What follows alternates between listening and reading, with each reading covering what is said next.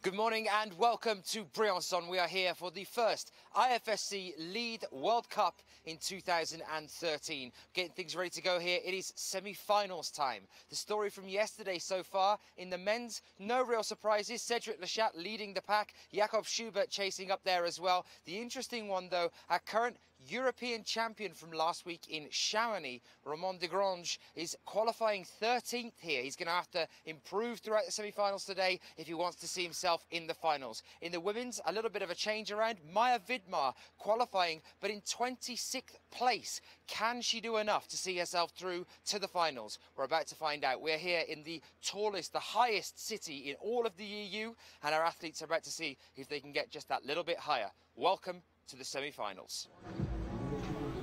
And here those athletes are gathered around at the bottom of the wall, here for their observation time before we start things off with our semi-finals. Very good morning to you if you're welcoming us, from us, to welcome you back here to Briançon. Hopefully you're all settled in, getting ready, you got your coffees for the next couple of hours worth of semi-finals that we're about to witness. Let's have a little look at the bottom of the wall here just for a moment. You can see Cedric Lechat and the athletes getting ready.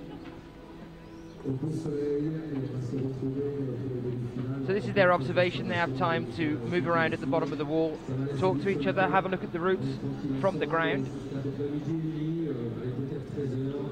See some of them possibly standing a little bit further back using binoculars. You can see all these hand gestures down on the floor there.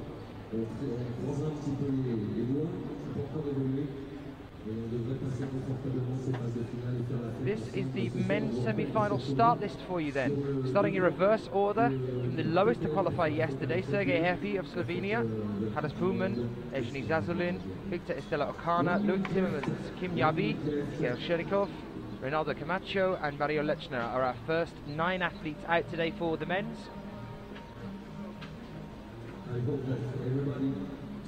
The nice surprise of yet again seeing Dmitry Sharafutinov, boulder champion, here now competing in lead as well with Thomas Tauborn and other athletes frequently using, coming along to the bouldering side of things. Marco Zangarita, Magnus Midbo, Ramon de Grange, the new European champion, qualifying in 13th place.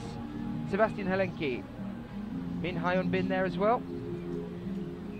And then your traditional athletes that we're used to seeing through to not only the semis but also the finals. Sachi Ama in there, Manu Ramone, Jakob Schubert, Cedric Lechat, who we would expect to be topping the list from the qualifications into the semis, and also then again later on from this group into the finals as well. It's going to be an interesting one. We'll wait to see what happens. You can see the men's route there. It's the one with the most volumes on it. It's on the side nearest us with the orange holes all the way up. The women's the one on the far side with the larger volumes and the smaller green holes. These are the women's start list then, starting things off with Yuka Kobayashi, and as I mentioned earlier, Maya Vidmar qualifying but all the way down in 26th, tied 26th with Yuka Kobayashi. Catherine Chung here, names to pick out. Barbara Bacher here as well, and Dana Glimkanova as well, another interesting one. Haven't really seen much of her before, but making it through to the semi-finals here, where certain athletes that we're used to seeing in the semis haven't, such as Katerina Savine, who hasn't made it through. Salome Roman, Manu's younger sister. Julia Scherrier, who we saw doing some pretty impressive climbing last week at the European Championships, as did Mathilde, further down there for Belgium. Anna Verhoeven then as well, another very young athlete on the up and coming. Charlotte Durif, the current, a previous European champion there, Charlotte Durif. And there is the current champion of Briançon, Ellen Jadiko, a little bit further down. Momoka Oda, Dinara Fakhridinova, the new European champion. Kim Gain back in action after a knee injury at Mio earlier in the year, and Mina Markovic as well. Another name we'd be used to seeing through to the semis. So not long now before we get things started. Again, we have the nice treat of having our chief route setter here, Jan, come across a little bit later on. Within the next 5 to 10 minutes, he's going to come and join us in the commentary box and talk you through exactly what they've been intending here at Briançon, what the plan is from the route setter side of things. Interesting point for you guys though to bear in mind, the route setters were here until 4 o'clock this morning, fighting in the rain to get everything ready, tweaking things till 4 AM.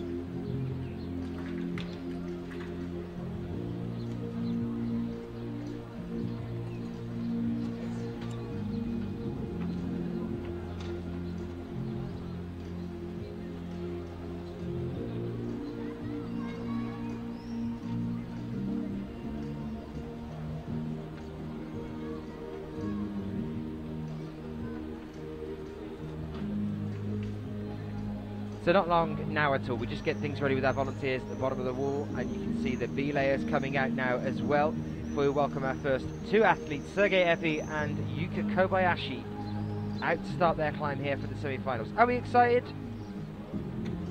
Are we all getting ready to go?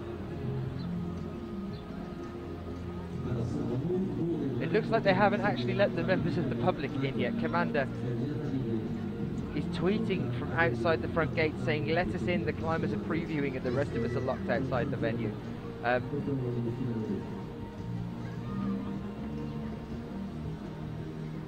So there you are, guys. If you are joining us online, you're getting all the action that no one else here at the venue is getting, because they haven't let the public in yet. Let us know where you're joining us from.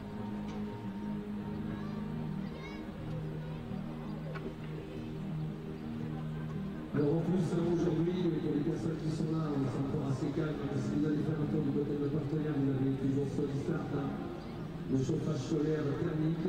Si vous allez les voir aujourd'hui, vous allez carrément... John Ellison just came to say hello this morning as well. We'll be talking to him a little bit later on during the day, and I think John's going to go and let Commander in now, and the rest of the crowd. There were quite a large gathering of people outside a few moments ago, so hopefully they'll have a crowd to climb for the semi-finals.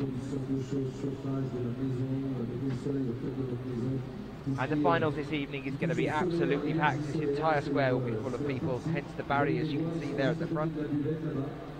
Leave some space to the athletes to move around. So welcome and good morning. Remember as well, you can find the start lists and yesterday's results on the IFSC's website. If you're not on there already, that website is www.ifsc-climbing.org.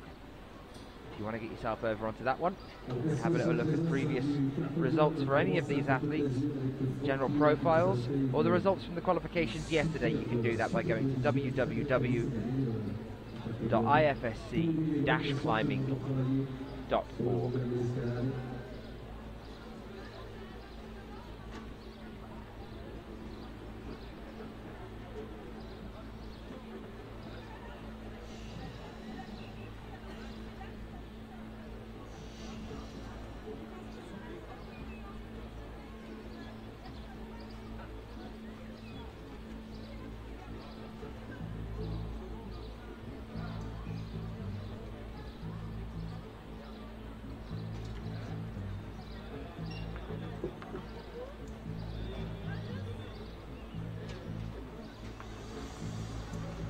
Well, observation time has finished, which means the athletes will be moved now back into isolation behind the wall. As you can see, the B layers down there, just getting sorted with the ropes before we welcome our first two athletes out onto the field. I believe the public have been unleashed onto the venue. We'll be seeing them in a few moments' time. As the start of the men's semi-final route, you can see at the side there. We wait for our first athlete, Sergei Epi, to come and join us and do his best on this route. Interesting conversation with Jan, the chief route setter, this morning about the style of the wall here and the fact that it is a pretty basic wall. It's more or less straight, and then you've got the roof section. You can see there the lip is the only real point on the wall where a real challenge is presented by the wall itself and not the holds. He was comparing it to the wall that we had at Chamonix last week, saying how tough it is here to try and get that good division between the men and the female athletes. You want those top 8 ideally to be divided as best as possible.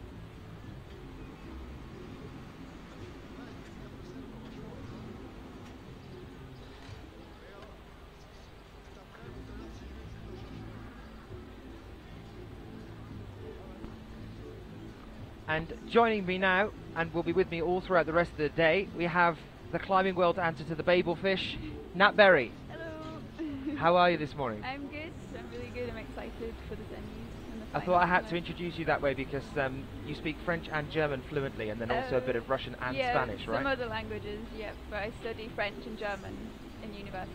Yeah. How's that working out? It's really good. I got to spend a year abroad the last year, so it was really cool. And how did you find it yesterday? For those people that are joining us that don't know who Nat Berry is, Nat Berry was here yesterday representing GBR.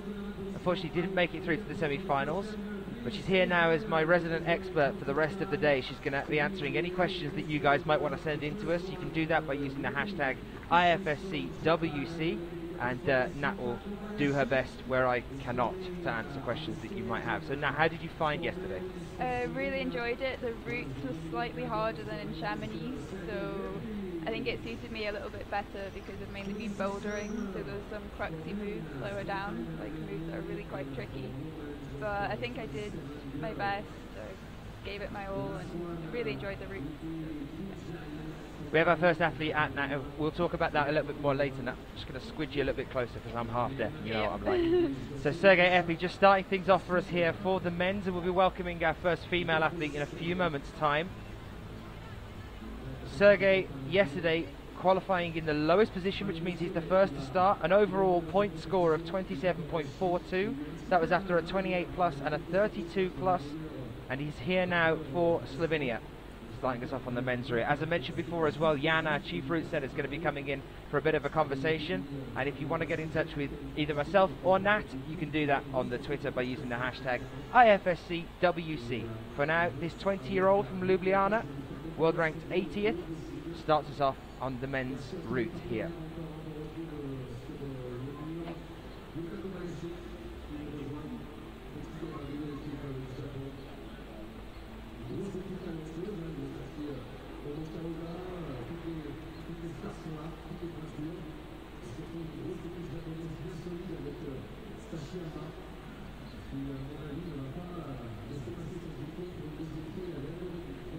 So now talk to me a little bit more about yesterday as we're starting things off here with Sergey. The conditions that were happening here, especially your second climb, was towards the time where it started to rain, and it was on the far end route as well, where we thought we might have an issue with rain. Could you feel any of it on the wall? Did it make a difference? I couldn't feel it on the wall at all. I was in the transition zone and it just started to rain. I was like, oh no, is it going to make it wet? Is it going to affect my performance? But it didn't, you know, and they put the tents up when we were waiting, so really it was no problem at all. And what about the conditions that you think these guys are going to be climbing in today? Now that we've had a bit of rain and stuff, we said, I was saying yesterday, Briançon's known for being a very dry area to climb. It's not necessarily humid for them, and so that should help with the chalk build-up. Yeah, I think today is going to be a lot hotter than yesterday for sure. It's really bright, really sunny. Like yesterday was quite humid because of the rain, but I think today should be better conditions. And for the semis, you know, it's before midday, so still definitely it should be a lot cooler anyway. And how much of a difference do you find on the wall? I mean, I know we stop and we clean the wall every now and then, but coming from a climber yourself who's been at these competitions multiple times, can you notice a very, very visible difference, you know, to yourself and your style when you're on the wall? Yeah, as you said, the chalk build-up, that can really affect you if it's quite moist. The moisture on the wall mixes with the chalk and it just makes it really greasy and is not very pleasant to climb on. So yeah, hopefully these guys will have good conditions today. Well, Sergey just starting off there, we haven't really had a chance to have too much of a look at the routes at the moment, but we have now on the right hand side of the screen Yuka Kobayashi, and from being outside in front of the wall earlier, what can you make of the female route that we're looking at here? It looks really technical, there's lots of holds, pretty long, looks really pumpy. There's there's more volumes on the men's route. This looks like small, crimpy holds. As you can see, Yuka's just pulling into that volume on the roof. It looks like a lot of body position. You have to get right under the volumes. Lots of footholds as well. It might be quite hard to read the sequences. The other interesting thing, when I've spoken to the route setters recently, particularly Adam and both Adam and Jan, the chief here and the chief from Chamonix last week, he was saying that the female climbers always tend to favour the more technical style, and we don't see that many that are pure power-based climbers like you see with the men, or more dynamic climbers as such, especially with lead. You yourself, and from what you know from other female athletes, do you think that is a true thing? Would you say that the female athletes tend to favour always the technical style of climbing? Yeah, I think these days more and more of the female climbers are getting into bouldering and they're becoming more powerful as climbers. I think some girls don't really like it when they're like, oh, you're a girl, you must like technical climbing, small holds. I think definitely from watching the Boulder World Cup circuit, there's a lot more that are really strong. They've become more dynamic. I mean, you can see it just in the problems setting for the Boulder World Cup these days. There's a lot more jumps, dynamic moves, so I think that's definitely had an effect on how girls are climbing these days. So do you think that's a recent change, or do you think that's something that's happened sort of naturally? I think maybe from like the American style of setting, they have more jumps, more slopers. I think the European style of setting was always more technical, balance orientated. So I think America has maybe had more of an influence on the setting styles in the World Cup. But it's good to get a good mix of the two styles, I think. Well, that was Yuka coming off at around the 30th hold. I think that will be a 29 plus because she managed to actually get control of the 30th. So do we think that, from looking at what we've seen so far, do you think this could be a possible crux on the wall here? It looks quite tricky getting over that volume, and then after that it just looks like pure endurance, lots of crimps, small holds. It doesn't look too bad after that. I think definitely that roof sequence, which she just came through with the volume, she managed to get a knee bar in the big circular volume. That looks quite tricky to navigate. So looking here, we have Hans Puman as well. If we can jump across to the men's, and I'm going to throw you out of your comfort zone now and ask you to talk us through this one and what you seem to think of it so far. Again, there seems, well, first off, there's a lot more volumes on this wall, and it seems to be a lot more block orientated from what it looks like to me. Yep, it's very geometric. There's lots of different volumes, all triangular, different. Yeah, it looks really complex to read as well, because when you get a volume, there's so many faces to it. Sometimes you're not sure which sequence to grab the holds in. So hopefully these guys have had a good look at this route and observations, or hopefully worked out a good sequence. There's not always a definitive sequence though on volumes. So yeah. It looks a lot more difficult to read than the women's route. So yeah, it'll be interesting to see how everyone climbs. Well, as you've just got in and you're getting yourself settled for what's going to be a long day with the two of us here in front of all these guys, I'm going to let you go and get yourself a coffee or whatever you need to settle in, and I'm going to have a brief chat to Jan, who's standing behind you, who's our chief roof setter. Okay. So I'll see you in a couple of moments. Is that cool? I'll let you go and get settled. Thank you, Nat.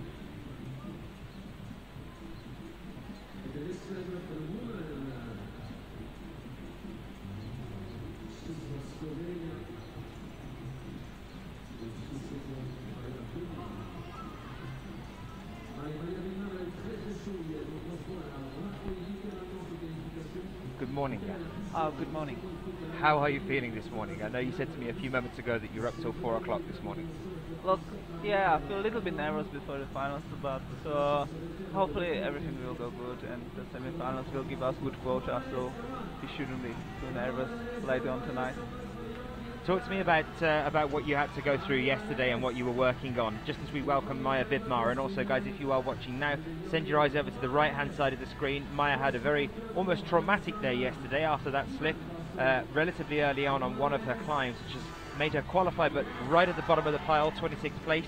So she's going to be hungry here and fighting to try and get the best possible result to see herself through to the final. Keep your eyes on that while we have a bit of a chat more with Jan. Is it more of a, is that a usual thing for route setters to be working until 4 o'clock in the morning? Look, it's a usual thing to work late hours. The thing why we were working so long was because we were pre-setting for the competition. So we set the semi-final 14 days ago before the knowledge of the level of the climbers, because before it was just the bouldering World Cups, but no lead climbing World Cup. So Adam came from Chamonix with a lot of information, and we wanted to use this information well. So yes, we had some new ideas, and these ideas took a little bit longer than we were hoping to realize. But yeah, we are all hoping it will be good at the end of the day. Okay, so the one thing that I'm noticing even from the start of the day here and what we're looking at is that the lip seems to be the point where you guys have planned the most falls at this point. We've had fall already from Yuka Kobayashi at just past the lip, moving out to the 30th hole, and then again both of the male athletes have come down at around 25, 26. We've just lost our second there at around this point. So talk me through how you've attacked this wall and what the tactics were with setting this route. Well, first, like, I don't think we planned the people falling on the lip, but if you have a look on the design of the wall, that the lip is exactly in the height where you know, we would really like to see first, you know, climbers in the semifinals falling. So it's not on the bottom of the wall, but it's not really high, close to the top. It would mean that climbs would be too easy for the top 8 guys, and it would be very risky for the final quota. So yeah, lip is hard always to pass. So in this wall, is it hard for the climbers because they are getting already pumped, and the lip is really powerful for girls and yeah, even for some guys. So it's always risky and hard to set on the lip. Last night we spent a long time just playing around and trying to make it work. We were fighting with humidity on the big slopers because it was raining, so it got completely wet and almost impossible to try. And yeah, Maya is gone now. So, so an interesting start for her. She's obviously, maybe it's a mental thing as well for her from yesterday. She's clearly not going to be very happy with that at all to start her off here. Look, Maya is really strong and talented climber, and you know, if, for you who know the history, she was one of the best female climbers. The modern lead climbing is a little bit different now. It's a little bit more cracksy, a little bit bouldery, a little bit shouldery. It suits some climbers, like we saw Yuka Kobayashi. She's great in bouldering. For Maya, it's a little bit harder because she has really strong fingers, really good technique. But when she has to pull harder, she gets in trouble. So we're definitely seeing that here as well. If you can start off by talking us through the men's route then that we're looking at here. What kind of grading that we're looking at, and what were your intentions with the style of setting? Well, the final grade of the climb is I would say 8C. For the men's? For the men's. That's the orange climb on the left. It gets harder and harder. Like I wouldn't say it's super hard to the roof. It would be maybe 7C, 8A. It's very crimpy, very technical. If you are nervous, you are expecting few guys to make a mistake over there. But we don't want to see many falls. Then the roof is very physical. It's just a few big moves to get them pumped, but you know, don't lose any favorites with some crazy heel hooking and turning around, because we want to see the best climbers in the finals, not the lucky ones. And then is the lip, what we were talking about. The lip is always hard. There's a hard heel hook and hard pull on the lip, so few guys who will be pumped by then, they may fall in the big move into the slopey hold, which is the biggest hold in the head wall. And after you pass this hold, it's basically just climbing on little holds, always out of the balance. And here basically the business starts. So as you're moving towards the top, this last little section here, we're going into smaller holds, more crimp-based holds. And look, they are not crimped. They are small, but they are always slopey. We chose not to use the crimps here because the wall it's not too steep. So as long as you know, you use the slopey holds, the guys get pumped. If you use crimps, the lightest guys can rest. The tall guys and heavy guys will be very disadvantaged, especially if the climb goes over the lip or over the volumes. So we try to use the holds which would be a little bit fair for everybody. So they are a little bit crimpy, a little bit slopey, always out of the balance. Hopefully it will work. And then what about the women's route here then as well? We've got Catherine Chung climbing on this one now. We were having a brief chat with about it with Nat a few moments ago, but to hear from you then about the style and the grading of this route. Yeah, this route was very funny because Adam set it with Romain, and for them the finish of the climb felt really easy. For me it was completely impossible, and I felt it's really hard. But they were telling me, oh, it's just because you are too tall, we set it for the short girls. So last night we spent a long time thinking about it and discussing, and then I said, alright, you know, I'm not very good on crim, we'll see, but I think it's hard, and I wouldn't be surprised if, you know, the grade would be somewhere around 8B plus as well.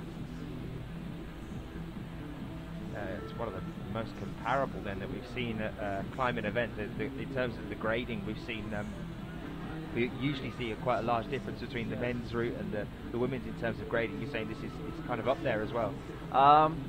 The part which is 8B plus is very short for female. So let's say we will talk about 6 moves near the top. So last 6 moves are hard. In the men's, the path starts basically straight in the head wall, and it keeps going for maybe 15 moves. So it's a bit more sustained because we are expecting more male climbing into this part, and I would be saying that into the 8B plus part we would be seeing maybe around 6-7 girls climbing, so that's why it's so hard for them. So what about the style on this one then? Is there a difference to the style that we're looking at on the men's one compared to the women's? The style is definitely different on the male one. It's the moves are longer, you know, it's a little bit less foothold over there. I would say it's always only one foothold, one big pull. With the female one we have to be a little bit more careful with this, so they have a little bit more feet. It's a little bit technical. We were trying to avoid all the rest, so it's a bit more sustained. The men's climb, you can rest a little bit, you can shake off. It's a little bit more bouldery. Just, yeah, so the climbs take pretty much, you know, the similar amount of time for both climbers. Would you say the same thing that you said for the men to the women's as well about the lift and the section from there? That's going to be an interesting point to watch them trying to pull up over there. Yes, definitely. Like I see the guys, you know, they are struggling on the sloper, so you know, it's still a little bit humid here, and the moves over the lifts are a little bit friction dependent. So I was a little bit worried seeing to fall, you know, first guy on the lift. We may have quite a few guys, you know, around that spot. But Jan, thank you very much for coming and talking with us. Will you do the same again, maybe a little bit later on, as long as things are calming down for possibly the finals, or maybe a little bit of a chat later on in the semis at all? Yeah, definitely. Jan, thank you very much for talking to us. No problem.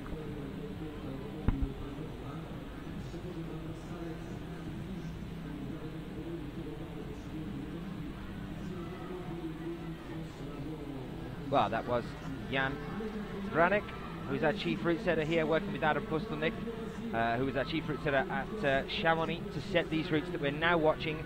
Victor Estella Okana on the left and Catherine Chung on the right, making their climbs here for the semi-finals and trying to qualify. What a surprise there for Maya Vidmar as well. What a shame to see that happening so soon for her. And it's great to see so many of the tweets pouring in now from you guys, just to say good morning and hello from everyone. Anna Banana joining us, Martha as well,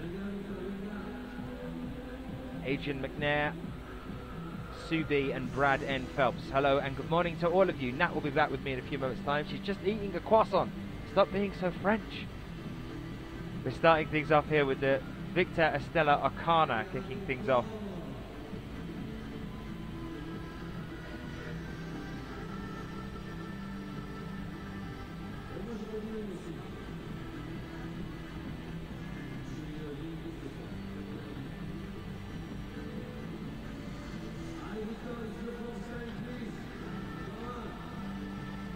For Spain, then Victor Estella Okana, and again, more or less exactly the same point. We've seen some of our male athletes like Hannes Puman going, Evgeny Zazulin a few moments ago. Victor not quite reaching the lip there, so it's looking interesting as to where we're going to see our division for the men's. At the moment it's either just at the lip or just before it, around that donut-shaped volume.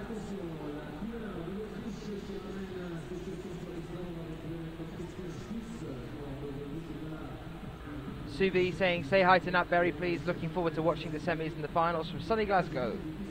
And nice to see Braden Phelps joining us from Montana as well. And we'll keep checking the Twitter to see if you guys have any particular questions you want to send to either myself or Nat. Do get in touch with us and let us know where you're joining us from. How's the weather where you are? It's beautiful down here in, well, I should say up here in Briançon actually.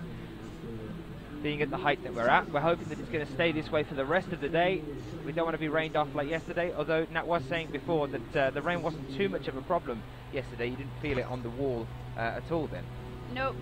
I was sat waiting for it and it felt like home. It felt like Scotland, the rain was coming, but yeah, when I was on the wall, nothing at all, so perfect. Well, we've had a chat with Jan during the time that you were settling in a few moments ago, and this is the grading so far for the routes. Then for the men's, which you've got Luke Timmermans just coming out now on the left hand side, it's an 8C. For the women's, it's an 8B plus. How would you have got on with this if you were here at the semis now, in terms of the grade you're used to climbing at? I think for the grade is pretty hard, 8B plus. My maximum is about 8B. So, and also the style of the route, I think at the moment I've not got so much endurance, so he said it's shorter moves, more footholds, quite technical, less bouldery, more sustained. I think that's, for the moment, that's what I'd struggle on. So the interesting thing that I found from when Jan was in here a few moments ago and talking to us was that just before that we've been talking and you were saying that it's become more of a bouldering style for the lead routes.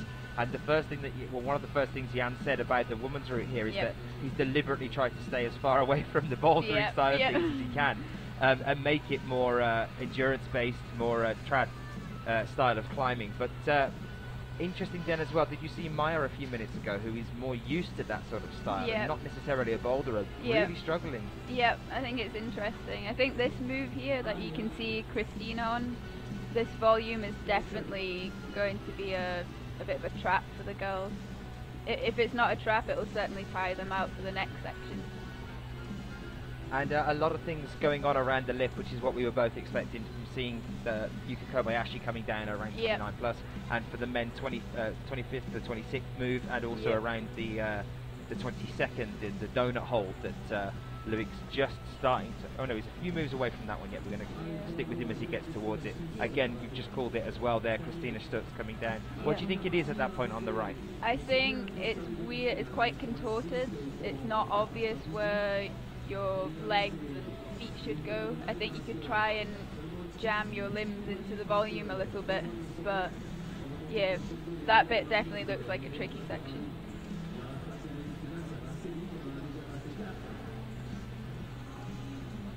So going over to the men's then, as Loic's just starting to push up here, can you tell us what these next few moves look like to you, and what's going to happen to him as he starts to progress from this point? These next few moves look quite balancy. On those volumes, the holds are quite flat. There doesn't look to be too much of an edge on them. So you'll be trying to get his weight over his feet, get that clip in, move up to this next volume. It's not always clear on the volumes which hold you should go up to first, but I think you should be going right hand, left hand to those next two on that yellow volume. Again, this stage on the wall for the men's though, it seems almost reminiscent of certain stages on the women's compared to the upper section on the men's. It looks more of that sort of traditional style of, and smaller holds, and he's having to play with his feet a lot here as well. These moves here look very similar to my first route yesterday. Some quite technical moves on small holds, and then coming into the roof on the volume. The next few holds look slightly better in the roof. You'd hope they'd be for the steep ground. But looks like there's a lot of pinches going up onto the left-hand side here as well. Yeah. And it seems like both Jan and Adam, actually from last week, are a fan of the big wide pinch. That seems to be like a token thing for them. Yeah, on volumes you can afford to do that. You can put a hold just by the edge and get the climbers to use this one, make a big pinch. there's lots of different ways you can hold these holds, which makes it a lot more versatile when you're route setting, I think. Just before we jump across to Rebecca, who's now started her climb on the right-hand side, just to stick with Loic for a moment then, you can see the donut that's just sort of started appearing there in front. This has been a point that we've seen 2 climbers already of our athletes to come out that have come down, and Loic's just approaching it. What is it here that's getting them? This hold is quite tricky to use. I've seen it before in climbing walls. It's got 3 different parts to it, and I think it's quite slopey. There's not much of a grip on it. So really have to move quickly through that section, I think. You can't hang around. You'll just get too pumped. Your arms will get really tired if you spend too long on those holds. And this move here with the heel hook, I think, is the one that Jan was talking about earlier, that it's a very big hook, and then to then move from it is a very powerful move, which means that this could be a division due to the guys getting quite pumped here. Do you think that's what we've seen at the start of the Yeah, definitely, and I think that clip, as you can see, Loic's trying to make there. If you get that wrong, if you don't clip it efficiently, see, I think Loic maybe clipped that a bit too early. Maybe if he gets that next hold, he could have clipped that a bit better from higher up. But clipping is very tricky, and that's one of the main things in lead climbing, like getting the clips right. If you miss one or if you get it out of sequence, it's really tricky to come back from that. Well, that was one thing I wanted to talk about as well. When you're talking about the clips, I noticed that over the past, at the start of this season, more so than last year, I think it's just myself adjusting to lead season after bouldering. Yeah. But it's interesting to see which climbers clip ahead and which climbers climb ahead and clip back. Is there a preference on that? Do you think there's a better way of doing it? It's normally better to, well, generally clip from the best hold there is. Like, if you've got a small crimp and a big jug, go for the jug. But also, I think generally climbing past can be better, but really it really depends on the route and the nature of the move. Rebecca Stotts is about to make a sort of make or break move, and it's happened. Yep. She's broke. Yep. That was the point you were talking about with Yuka earlier as well. Just talk us through that move again around on that volume. Yep. On that volume, the holds look quite small. There's not much for your feet. It looks like you have to get into a really bizarre body position to try and get over it. And that the angle as well, I'm not sure how easy it is to tell how steep that section is, but it's on a roof as well, so you've got even more body tension involved, which is definitely throwing a few of the girls off. You can see how pumped Loic is already at this point here, and he took a rest there for a good 30 seconds and really tried to shake out the arms before he went for it. But then again, such a big move after the more traditional style up towards that point. Yep. Obviously showing that the guys are getting pumped up to there. I think that's a very difficult thing in lead climbing. You have to change your pace.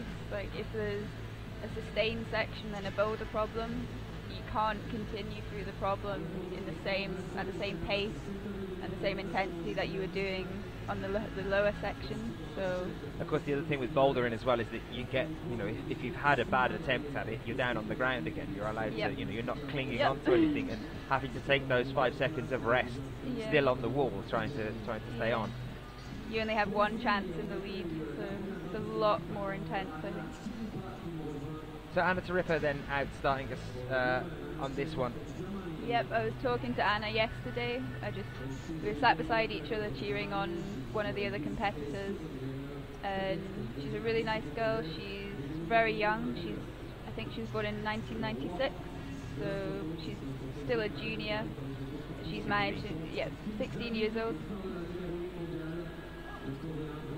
In terms of the younger athletes then, like we're seeing Anna Tariffa here now, and we've got Dmitry Zakarainov that was put on quite a show in Chamonix and had a bit of a rough time starting off here.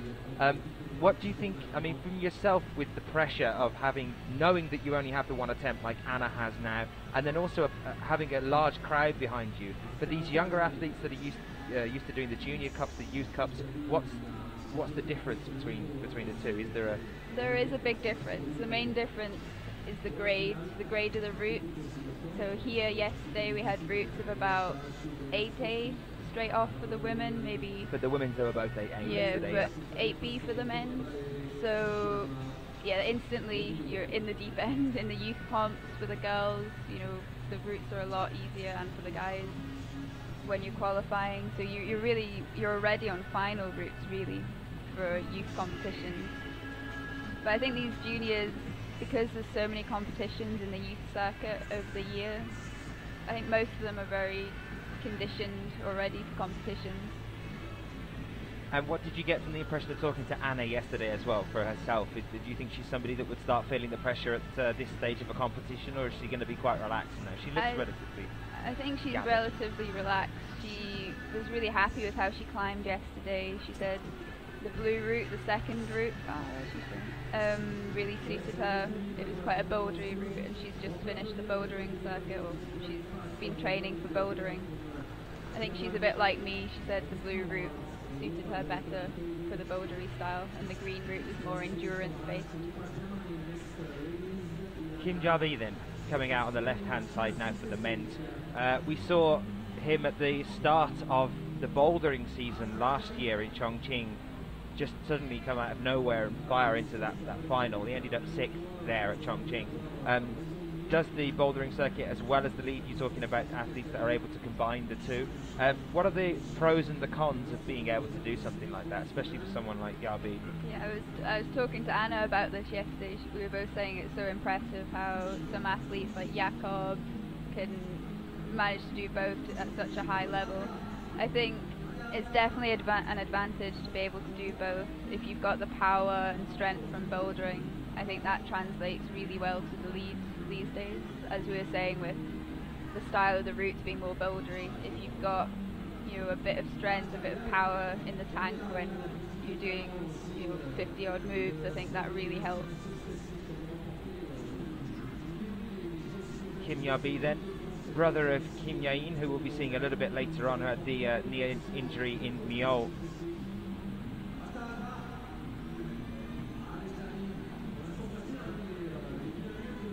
You can see there just for a second from the angle of the camera what the overhang's like on this wall.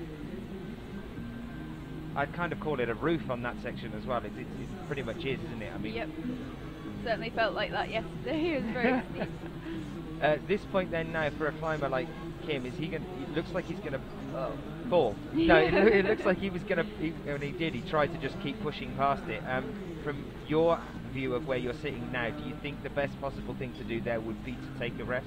I think really on that type of ground, it's so steep that if you hang around and try and rest, you're not going to recover that well. I think really through steep sections, try and climb as quick as possible. Don't hang around, just get a sequence in your head and just go for it. Because so you think in that case it was a matter of he got the right intention, just the wrong method? Yeah. It did seem like he struck up with the left to go for that hole without using the heel hook a moment ago. I think he just looked quite powered out. Maybe he'd taken too much time trying to negotiate that lower section.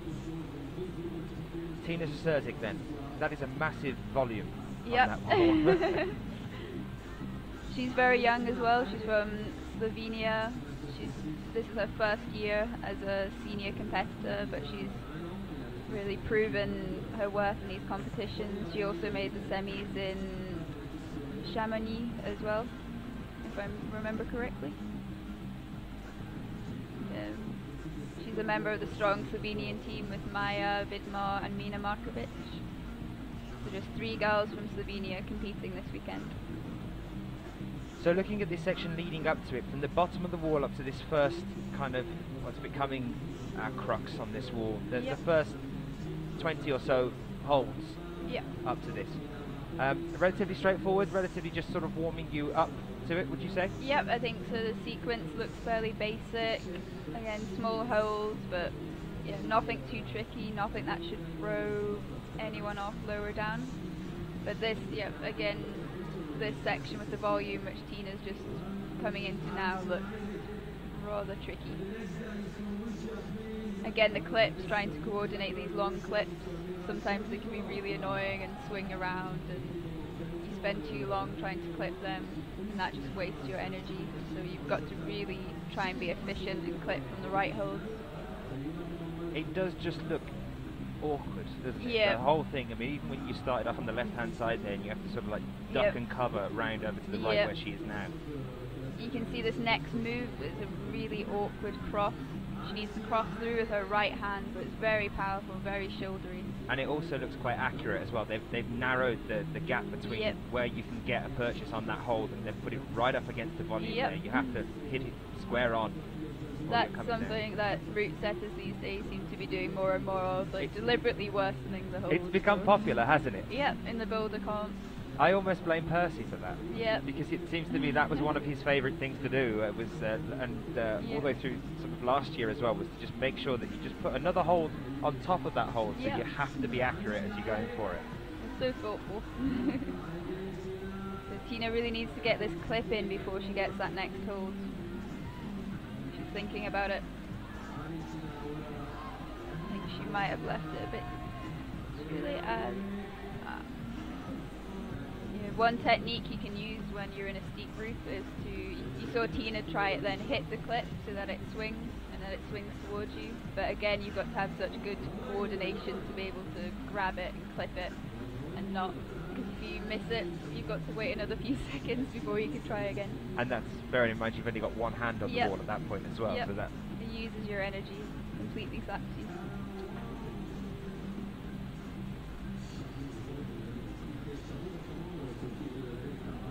Mikhail Chernikov here for the men's. Qualified in 20th place yesterday with a 37 plus and a 31 plus.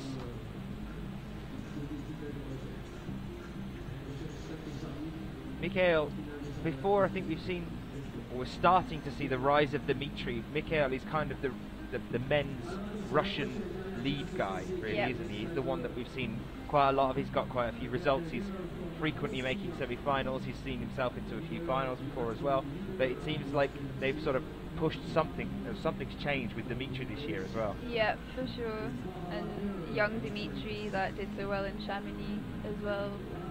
He's the current Russian champion in lead as well. So yeah. Well, Mikhail is 28 years old. He's world ranked 10th, and so we would expect to see him at this stage of the competition. In terms of previous results for Mikhail, 4th place at the Rockmaster in Arco last year, 7th place in the speed there as well. Is it kind of like a condition of becoming a climber in Russia that you have to do speed as well? Yeah, I think so. There's so many of the Russian climbers that are good at both speed and lead, and also boulder. You see Dinara Fakritdinova, I think she's 4-time world champion in speed. And you can see we saw her in Chamonix, she's taken the European champion title. So she's a very versatile climber.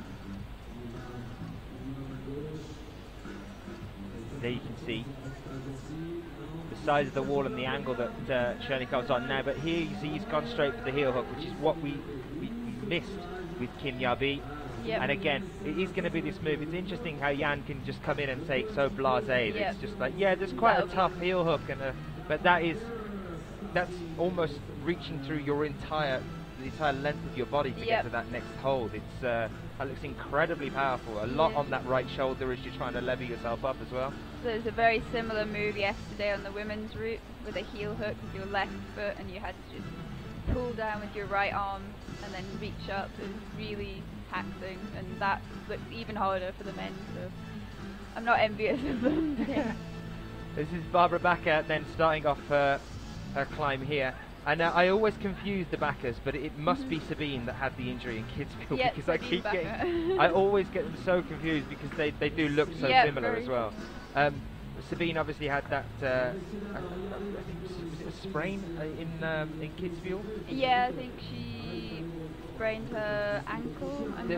There was a point where we were sitting with myself and Chris on the day. She was trying to go back out again as well. She's obviously got herself into the mindset that she wanted to compete. She was trying to convince the guys and the team that were with her, the coaches and the professionals that were looking at her ankle, that she was fine and she could go out again. And I watched her try and stand on it, and then they said, okay, you can stand on it with both feet, but take the other one off and rely on it. And she did, and she fell, and it just looked painful. And I remember her being quite upset about that and not being able to compete. But then they do specialise in different disciplines, don't they? The back. Yeah, I think Sabine is more of a boulderer, and Barbara tends to go more for lead, although both of them were present in the Boulder World Cups this year. Both very all-round climbers, actually. Also on rock, very good rock climbers. They climb in the Ötztal Valley in Austria, so lots of good climbing in that area. Well, Adrian McNair joining us on the Twitter feed now saying, "Phew, that men's route looks pretty hard. Can't wait to see the first man to defeat the sloper."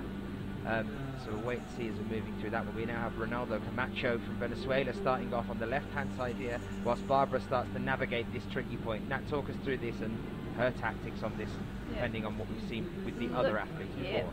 Barbara's trying to do that shoulder roll and sticks it, and getting that next hill. Yep. The other thing is that she's already clipped here as well. Yeah, she's already got that clip in, so that's one thing that will be off her mind. Now she has to get the next one. She looks quite controlled and calm here. She doesn't look like she's in trouble. She looked very strong on that shoulder move. She's also, I think that's where her bouldering's coming in. Completely powered through that move, no problem at all. See how she does on this next bit. Well, this is the 29th. This is where Yuka Kobayashi reached. This next one out to the right, 30. That move there was what cost Yuka. Barbara looking really strong. It's always the case. It's commentator's curse. It's the first time for you, isn't it? Oh, yeah. Welcome to commentator's curse. She looked very composed up until that point. That happens all the time. Yesterday, the big one for me was Ramone, who just right at the very top looked so calm, so collected, and all of a sudden just sort of lost the foot and just. It was almost like he'd leapt off the wall. Like, I've had enough of that one now.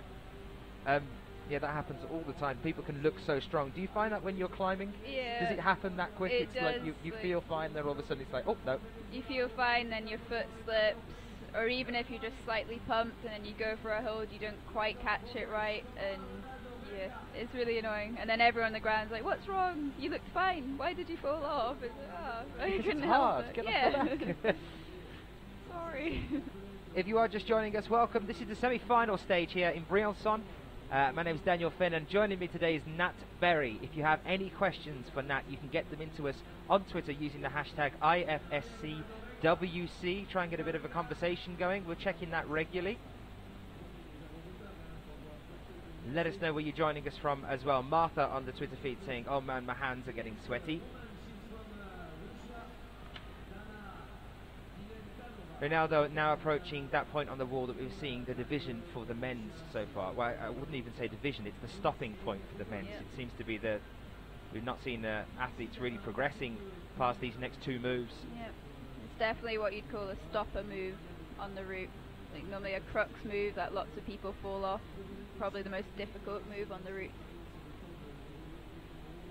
Ronaldo, 20 years old, from Venezuela. Lives in La Gaviota. Second at the IFSC Pan American Championships. San Juan de los Moros in Venezuela last year. Same move. Yep, looked like he tried to get the wrong part of the hold. He just went up and didn't quite catch it properly. Looked like he'd run out of juice a bit as well. Looked quite tired. This one was an interesting one for me yesterday. It's a name that I don't particularly know that well, Dana Glimkanova, qualifying very well and ahead of athletes like Katarina Sauvain and who didn't make semis, and Maya Vidmar, who was right at the very bottom as well. Yep, I've never seen Dana before in a competition, but it just shows again how strong the Russian team is. I think they've always got a good reserve team as well in Russia, I think. 17 years old from Ekaterinburg. She was at Singapore last year. She came 21st in the Female Youth A-Lead World Youth Championship in 2012 and has a couple of results on the European Youth Cups, mainly around her home turf. She came second at the Female Youth A Speed European Youth Cup in Moscow in 2012. But this is definitely the new side of the Russian team that's sort of emerging now. They're looking quite strong here in lead. They've obviously done something. Something has happened to step it up again this year. Yeah, a lot of young climbers coming through. We're noticing that right across the board as well. this year's a lot more than what I remember from last year seems to be the new youth teams are finally emerging and kind of causing some problems for the more traditional climbers that have been with us, the more experienced climbers. I think it's really good that teams are trying to help the transition between junior and senior competitions, because it is really difficult. It can be quite daunting as a junior to think about competing in the seniors, but I think a lot of the teams are just saying, right, we'll give you a few competitions to do for experience, and they're doing really well at it, so yeah, should continue that way, I think. Well, how is she looking here? If we stay with her on the right-hand side then, compared to what we saw Barbara Bakker looking like a few moments ago? She looks just as composed, I think. Maybe, I think this move will be slightly harder for her. She's quite small. Looks like it'll be a slightly longer move for her, but if she can get that clip in, that would be a lot better. Yep, she's trying. That's quite a strenuous position to clip from bent arm. You should always try and keep your arm straight as possible. But on the overhang, it's not always easy to keep your arm straight. Doesn't look particularly comfortable with the legs either. No. She's having to use what's almost a toe hook, but there isn't enough to actually get a hook on it at all. She's just bowing that leg round on the left-hand side. I think she may be jamming her right knee into the curve of the volume there, a knee bar. That's good. She's going for a slightly different sequence. Left hand first. Can she go again? Oh. She's got very good endurance. She needs to bump that left hand. That heel there, we saw that on one of the earlier female athletes, and it seems like a mistake. We saw, I think Barbara Bakker went to do it and then took the foot down again. It seems like if you're trying to do a roll over that heel hook to get up a little bit more, it's just putting you a little bit too high at that angle from the next hold, and it's cost her there as well.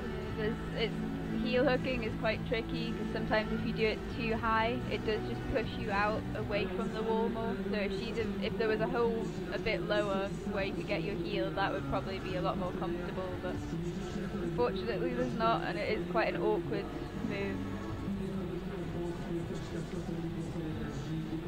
Mario Lechner, very much of the Austrian style of climbing.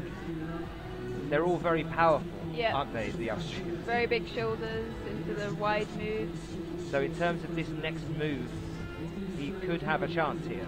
Considering how shoulder-based it is once he gets up to that heel hook, and you can see the reach up to the next one after there. There's hardly anything to go on with your other hand either on the one that he's just, the volume that he's just reached up to there. There's all the holds on there are just at awkward angles. Once you're on this next position he's coming up to, now they are to the left. Good.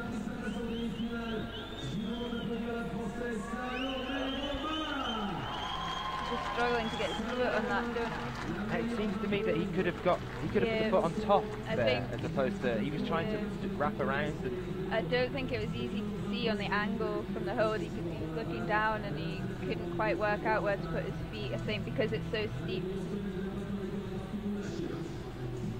Well, here is our first French athlete here in front of a home crowd. You can hear them a few moments ago just getting a little bit excited about that one. Salome Roman, who is Manu's younger sister.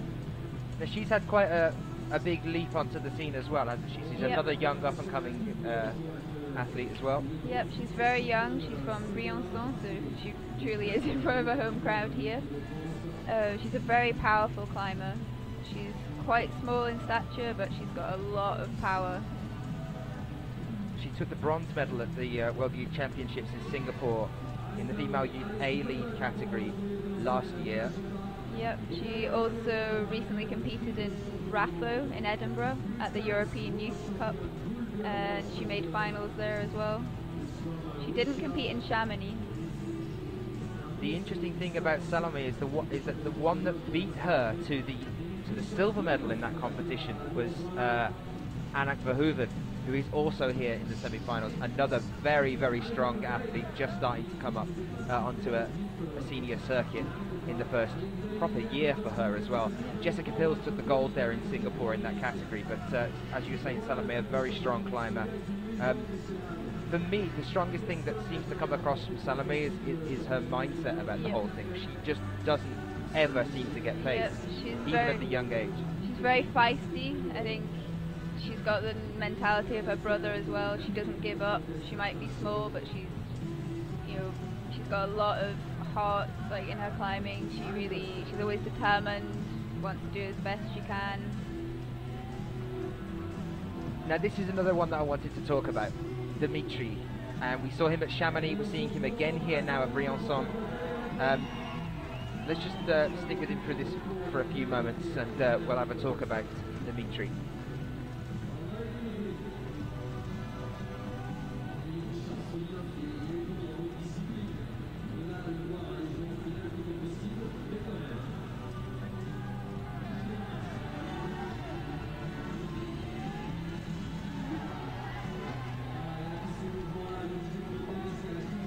So yeah, and this seems to have become a token move for him.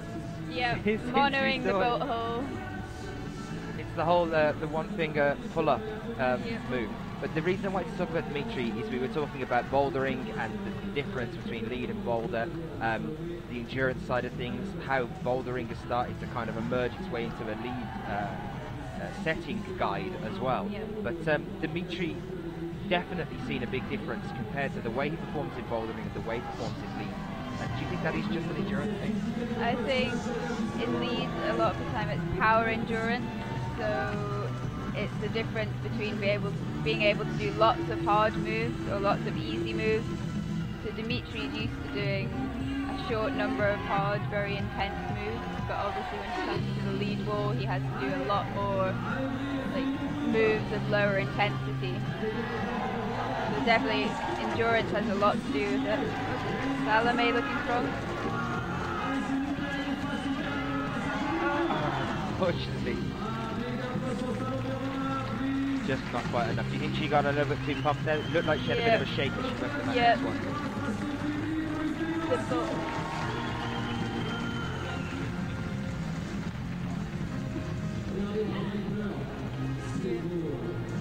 But we'll go back to Dimitri and stick with that one. Graham just came across just good. Did you see that? Just didn't even bother with it, just went straight in for the boat hole. Just like in Innsbruck at the Boulder World Cup. Used the boat hole, locked down, didn't want to use the sloper. He did the same thing at the qualification stage yesterday. It seems to have become a new trick of his, a new knack. Yeah, using just one digit in a boat hole, or a pocket. Normally you do it in a pocket on a hole. You don't tend to use the boat hole. That's a pocket. That's it's a pocket. Go in. Well, I think if you can do it, good luck to you, and he obviously can. It seems to have become more natural for him since we saw him do it in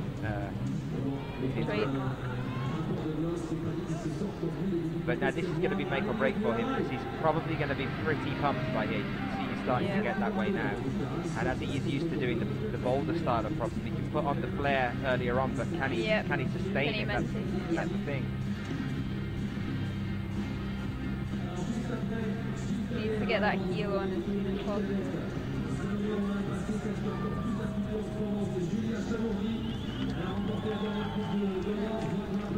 Dmitry Sharafutnov, 3 times world champion. He spent too much time trying to get his feet into the donut. Just wasted a bit too much energy there. Julia Chanody. Yep, Julia, another young member of the French team. She managed to take the title in the European Youth Championships in European Youth Series in Edinburgh a few weeks ago. I suppose you've got quite a good handle on the French team yourself. Yes. Are you still based out here? Still live out here? I've been here for the last 3 or 4 weeks, but just holidaying rather than actually living here. So. And how long were you out here? I was here for about 5 months. So I was working for a company and got a lot of climbing in as well. Did some of the Coupe de France and some of the departmental championships as well. So got to know a lot of the French climbers, including Juliette. What's she like as a person? You know, you were saying about Salome earlier that she's very feisty, and obviously that helps when you're on the wall because you have the confidence of it.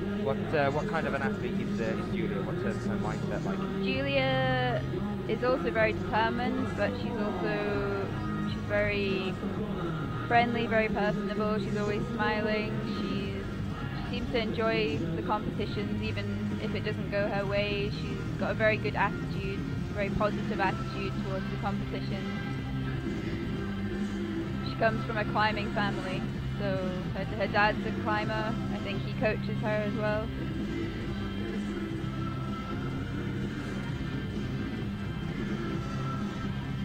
She also climbs a lot outdoors in France. I think she's climbed up to 8C outdoors, which is very impressive. For those that are used to climbing in a gym, because I think anyone that really lives in a city tends to just be a gym climber. Yeah. Predominantly, if they get out every now and then. But from my side of things as well, if I was to ever think about going climbing in London, it would be just to a bouldering gym or wherever else. But I've never been out on rock. So from that side of things, for the athletes that do climb out on rock as well as inside, like yourself as well, what is the difference? I mean, not just as basic as that, but how different is it when you're climbing on rock and used to climbing that way than it is something like this? The two are very different. Obviously on rock, you've not got a line of coloured hills to follow. You have to. There's so many more options. Lots of smaller hills that you can use, like intermediate hills. I think outdoor climbing is special in the way that it can suit lots of different people of different heights and abilities, because there's so many different ways you can try a route. No two people will climb them the same. Whereas indoors, there's slightly less room for differences in sequence. There's only really one interpretation of how something should normally be properly done. Yeah. I mean, that's one of the. I've always said that's one of the strengths of Shauna Coxley of the bouldering circuit, that the beta just seems to mean nothing to her at all. She just does what she wants to do, and she still gets there. What would you say the biggest difference is between being on rock and being at a competition stage? What is the biggest shift? Definitely route reading and having the sequence, and also the exposure as well. Sometimes climbing outdoors, you've got a big difference in like height, exposure, surroundings. Well, as we were talking about some of the younger athletes that are coming through into these senior competitions, and how surprising it is that they are keeping up with seniors. Actually, that was quite a phenomenal effort there from Thomas Tauborn. I think that's definitely the new high point on the wall for us. We'll come back to that in a second. Behind you, just for a second, is Commander, who is organising the World Youth Championships, which is this year over in Vancouver in Canada. Commander, hello. Hey, how are you doing? I'm very well. Talk us through what we're expecting to see then from the World Youth. I mean, we had Singapore last year, and me and Nat all this morning, because we've had quite a few younger athletes here today as well. We're talking about how incredible it is to see so many young guys and girls that are just sort of powering their way through against these seniors. How's it going? Well, we're all a little nervous right now with just under 3 weeks to go, I think, but I think it's going to be a good competition. I'm really excited because a lot of the young talent we're seeing right now on the wall has registered for our event. So I think it's 3 weeks. So are you about to go back home and go into a mad panic and say we need to up the level or the grades, or we need to change the whole thing, break the wall down, we need to rebuild it? Well, we watched climbers like Domen Skopik last year in Singapore, so I think we know the grade that we need to set at, and our wall's holding up. The IFSC has been on 2 visits, and they believe that it's going to be a good event, so I'm trusting that that's what's going to happen. Now this is a big outside wall, isn't it? And it's sort of built into its own cover. We've built a building that includes a 50-foot by 50-foot 40-ton door. So the door opens up, and the crowd sitting on the lawn can watch. It's like something out of Helm's Deep in Lord of the Rings, or some massive iron gate that opens. It's located on Vancouver Island, and on the peninsula that we're on, we are the tallest building, and so it's hard to miss. And what kind of preparation goes into a competition like that? I mean, obviously you've got hundreds of youth athletes that are going to be traveling. Singapore was huge. It was something like over 400. Right? 540. And Singapore was that Yes. much? You know better than I do. I just remember there being a lot. A lot. what kind of preparation goes into managing that? I mean, we have here about 100 athletes, and it's manic making sure that everyone's there and organised.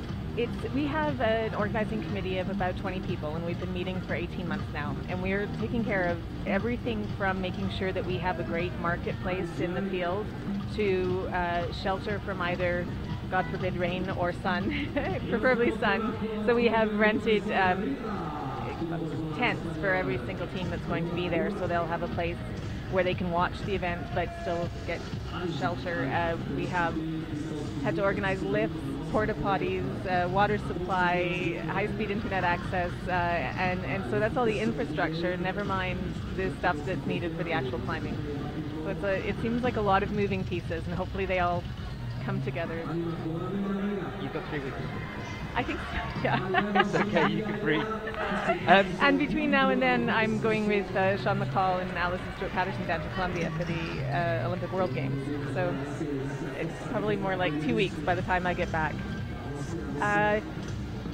Sean's not here for reasons that probably are best to read about on his blog. There you are, because people were actually asking about it earlier this morning. There's your answer. Yeah. Go and read the blog. SeanMcCall.com. He's boycotting this event. I have heard. Yes. But anyone that is interested in that one, get yourself over to SeanMcCall.com. We'll leave it on that one for now. I wanted to talk to you briefly about the setting that's going to be happening at the World Championships, the World Youth Championships. Who you've got and how they're dealing with it. Well, we have 2 IFSC route setters coming, one from Austria, one from France. And we also have 2 Canadian route setters, one from Quebec and one from British Columbia, Simon Parton and Fred Chiron. And I think it's going to be a great experience for our Canadian route setters, but particularly to work with 2 very experienced IFSC setters. The other thing that I'm really enjoying is that you brought a contingent over from Canada for this one. We do see we've got Thomasina Pitches, who usually turns up, and we see a bit of her every now and then. We've had Kathy LaFlamme, saying that one right? Another Canadian athlete we've seen a couple of times over the past few years. And Elise Seton has come a few times, I think, as well. But I wanted to talk to you about this new youth team that's happening. Are we going to be seeing more of you guys over here coming to say hello? Absolutely. We're from Sport Climbing BC, which is a newly formed provincial sporting organisation, and one of the goals of Sport Climbing BC is to really work with youth athletes. And we used to think of their last year in the World Youth Climbing Championships as the year that they aged out, and instead we're starting to think of 16 as the year that they age in. So we're going to Alan Jonas McRae, who is here today, will be going to, I think, 4 more Lead World Cups this season. Brilliant. Amanda, thank you very much for talking to us. I'm really looking forward to the World Youth Championships. What's the Twitter? How can we get in touch? For anyone that wants to show their support, where do they need to go? Our Twitter hashtag for World Youth is WYCH2013, and if they want to follow the Boulders Climbing Gym... One more time. Sorry. One more time. Hashtag WYCH2013. Right. And for the event, it's at Boulders Climbing. So if they want to get in touch with that one, guys, if you want to go and show your support, and if you're excited about the World Youth Championships, bearing in mind that last year produced some of the best athletes that are here now competing on the senior circuit as well, you can do that by going to hashtag WYCH2013 or going to at Boulders Climbing. Boulders Climbing. Commander, thank you very much for talking to us. Thanks for having me. I'll see you in 3 weeks. Sounds good. That was Commander, that's the head organiser of the World Youth Championships. Great to talk to her also about climbing in Canada in general. Sorry to turn you out. A nice break.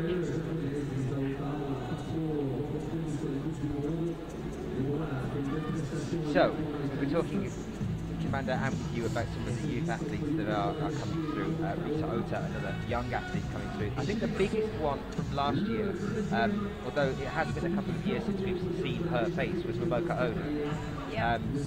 That not only came through from the youth side of things, but just dominated the senior side of things as well. And she's only 19 now. For you, when you're climbing out there, because you're still relatively young yourself as well, I mean, that sounds so uncomplimentary.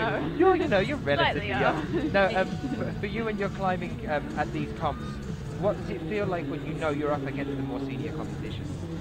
I think for me, the last few competitions I've really felt it is the young ones you've got to watch out for, like people that are younger than you, which is amazing in a senior competition when I'm 21, and then it's the people that are younger than you that are really like the main competition. But it's really good, it's really refreshing to have lots of young people in the competition.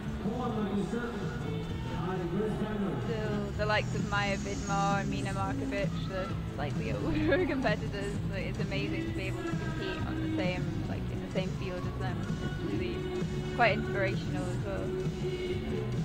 I'm always a little bit borderline disgusted when I see 1997 as a birth year turning up now. I'm like, oh no, really? And I get into that stage. Yeah. I think we're roughly the halfway stage now. We're starting to see the athletes that were higher in the qualification round yesterday. A man that needs very little introduction, who I've dubbed the climbing Viking, Magnus Midbo. Do you think we're going to start to see some tops here? Now, Magnus is a very, very powerful climber. He's a very strong boulderer as well. He's immensely powerful, a very strong build. He's also got a lot of power endurance, as we saw in Chamonix as well. He made finals in Chamonix. Not sure this route looks so hard that I'm not sure we'll see many tops, especially with those few tricky moves around the donut and a bit higher up. It'd be great if we could though. Well, Thomas Tauporn just defied expectations with about the next 7 moves afterwards. He was around the cross, the collection of volumes up at around the 33rd point, 33rd move. Yep. Well, we've seen most of our other athletes coming down as they reach for the 27th. So that was quite a big shift there to see him push up to that new high point that we're at now. Yeah, maybe we'll see Magnus get a bit higher. That cross bit looks very sequency. It looks pretty tricky to read the holes. We're just looking at the route map now, and it looks like there could be a number of ways to tackle that. Well, this is the stage that around that cross that's a little bit higher up, was the one that Jan was talking about, saying that once you get onto the upper section of the wall, it's that cross between kind of a little bit of crimpy holes, a little bit of sloper holes, very kind of like a nice balance between the two.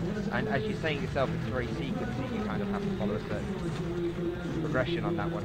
Again, for the girls, we've seen most of them around the 29th to 30th hole at best, and nothing past that. If you could put your money on the one that's going to get there, who would it be on? Sure, I think Dinara from last weekend and yesterday, the routes just seemed like fairly warm-up routes for her. Yeah. This is what I mean about the Russians that changed this year, because Dinara for me was the one that last year was always on the border of either just making finals or just she was cursed by the number 9 last year. It was always in 9th place, just missing out on a place in the finals. This year she seems to be just leading the pack. I mean, have you spoken to her? I've not spoken to her yet. We're hoping to do an interview with her later maybe, but she's definitely stepped up her game in the last year or so. She's always, as a junior, she was either leading or always on the podium, and then when you saw her in the seniors, as you say, she was just narrowly missing out, and it's great that she's now at the top of the podium in Chamonix, and hopefully she can keep up the same effort this weekend.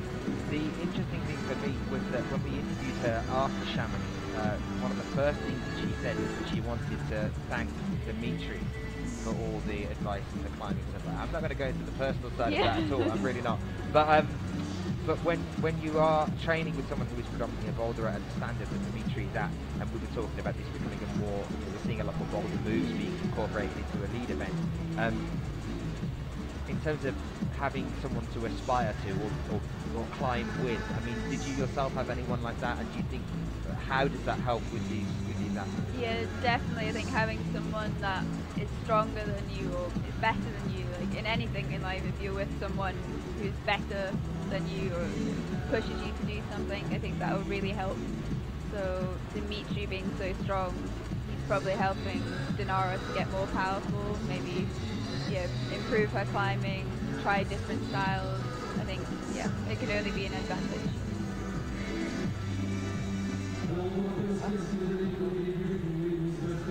So the wall is being cleaned now, so we have a little bit of a break and we have a look at the men's results so far. What a surprise though for Magnus Midlow, only 27 plus here, leaving Thomas Halborn at the top of the table here with a 31 plus. That is our new high point on the wall.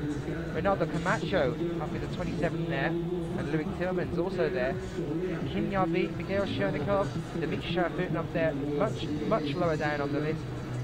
Here are some other athletes we might have expected to see going a little bit higher. Mario Lechner and Stella O'Connor. But at the moment only 12 in total have climbed. We're roughly halfway through the competition so far. What are you making of the routes in general then, Nat? Are you liking them? Are you disliking them? I like them. I think they look really interesting. There's a few points on each route which look tricky. So, you know, not everyone will get to the same point and fall off. I think as we see the next half of the climbers come out, I think we'll see even more splits as they get a bit higher and maybe reach some tricky moves higher up.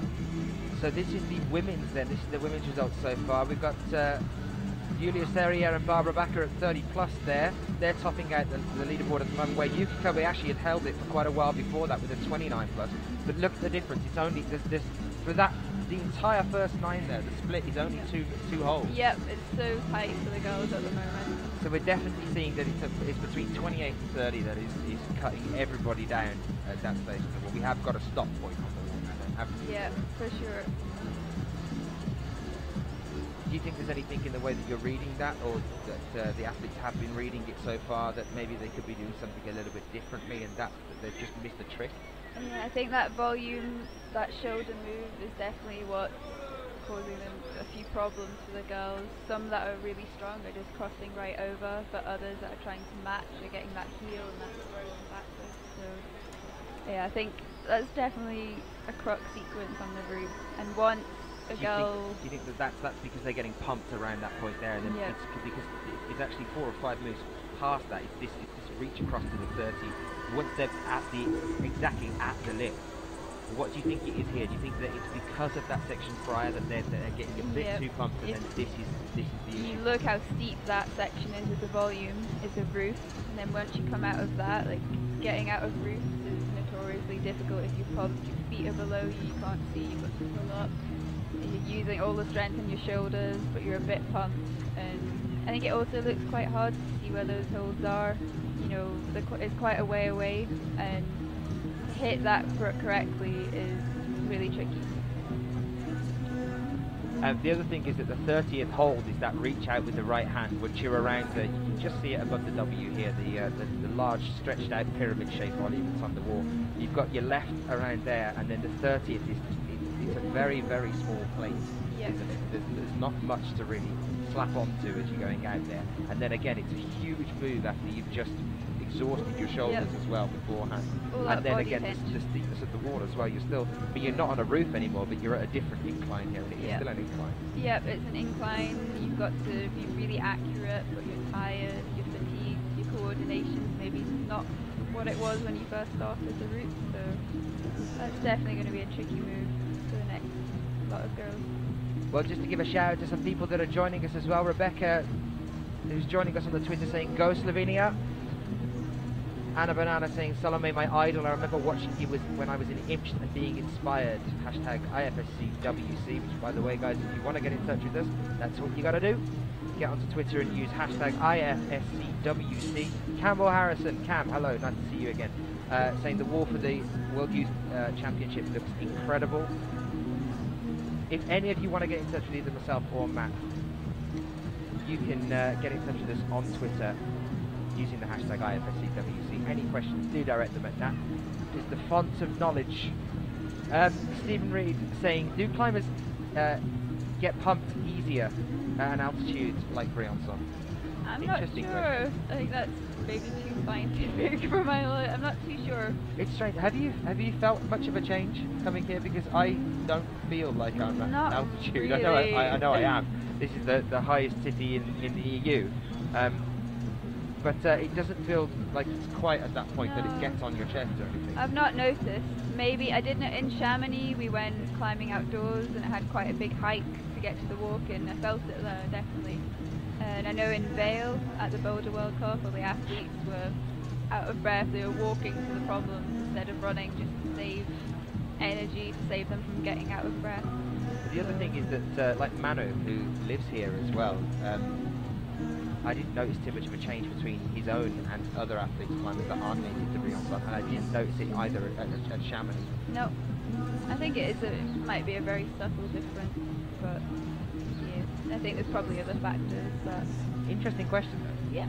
What do you think that, bring in more questions like that? In fact, all I'm going to do with that is just fire it out to any scientists that might be watching at the moment, saying, do you think it's possible you'll get more pumped at altitude at something like this? I think that it's definitely a case of the moves that we're seeing here. That we've seen 2 points, one on the men's and one on the women's, where you're going through a massive shoulder section into a massive power base section, or a huge cross through as well. We see sort of the women's around the double volume, and on the men's from the heel hook up there as well. That to then revert back into what you're so pumped into just normal standard route climbing after a really powerful boulder move. Really I think what's costing them the point there. They're getting pumped due to the power in the moves themselves. There definitely seems to be a trend in this competition of hard shoulder moves. Sheila McCarran has just come in. She said, yeah, yesterday the men's route, a tricky move that caused problems for Romain Desgrange, the shoulder move. Like the women's yesterday, as I said, on my route, was a tricky, powerful shoulder move, and again we're seeing them here today, so it's definitely a trademark of Adam's route setting, I think. Romain was an interesting one yesterday as well. Remember, he's just won the European Championships. He's here now to try and qualify for the finals in the semis. He was ecstatic, wasn't he, after Chamonix? Yep. I mean, that was obviously a massive thing for him. I was sat at the front, and obviously as each climber climbs, the leader sits on the leader's chair. He was sat there, he was out quite early, he was sat there and he was watching, and the commentator was like, oh, a glass of champagne for Romain Desgrange, because he was really nervous, he was watching.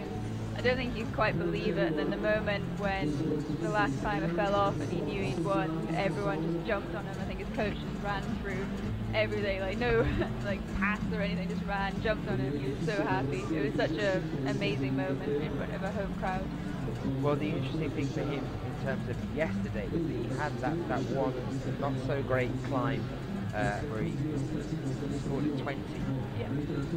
Compare him to the two guys that are sitting either side of him, Magnus Midbo and Min Hyun Bin, that are 11th and 14th, whereas Romain is in 13th. Their scores are 37 plus and 39 plus, 37 plus and 37 plus, and then Romain, it was the top on the second climb that got him here, but he had that rough start on the one with 20. What do you think that was yesterday? I think I didn't actually see him come off, so I'm not entirely sure exactly what move it was, but yeah, I think just a slight route reading error or a slip, it can easily happen to anyone.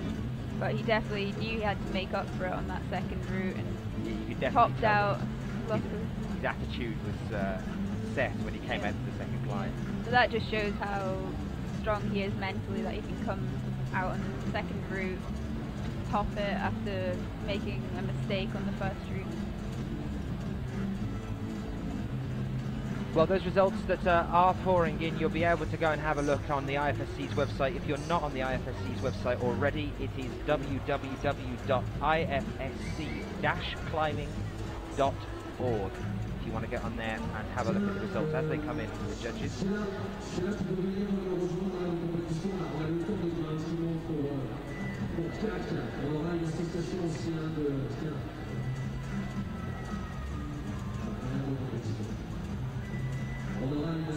You're making a film?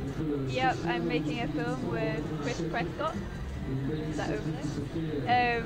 Yeah, we're making a film for Hot Takes Productions and Minerva Design about the last few weeks I've been in France, like kind of road trip film. And yeah, it features Chamonix last weekend, Briançon this weekend, and all the climbing we've been doing in between on rock. Because you launched an interview just after Chamonix, Yeah. that go up, Yeah. just after the competition. So what was that about then? What's the plan for the film? Is it just basically a climber's kind of inside mind of what it's like to be at these comps, or what? Yeah, we've not really got a set idea yet what the film is going to follow, but it's going to involve different kinds of climbing.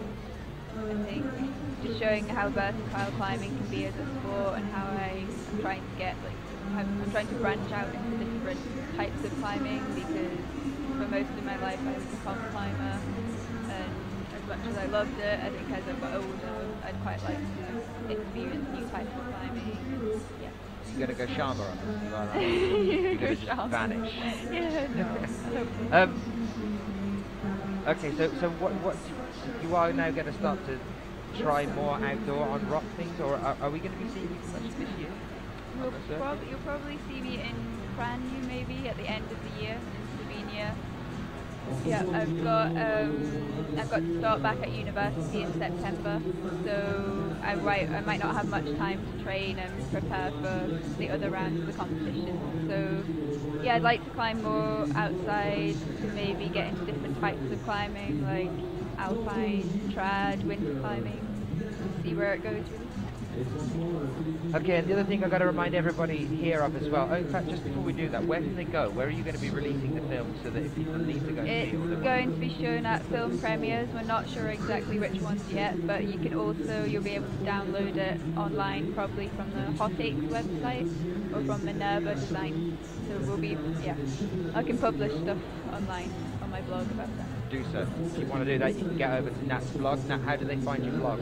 Natalie, if you search for Natalie Berry, blogspot.com. Yep. So WordPress.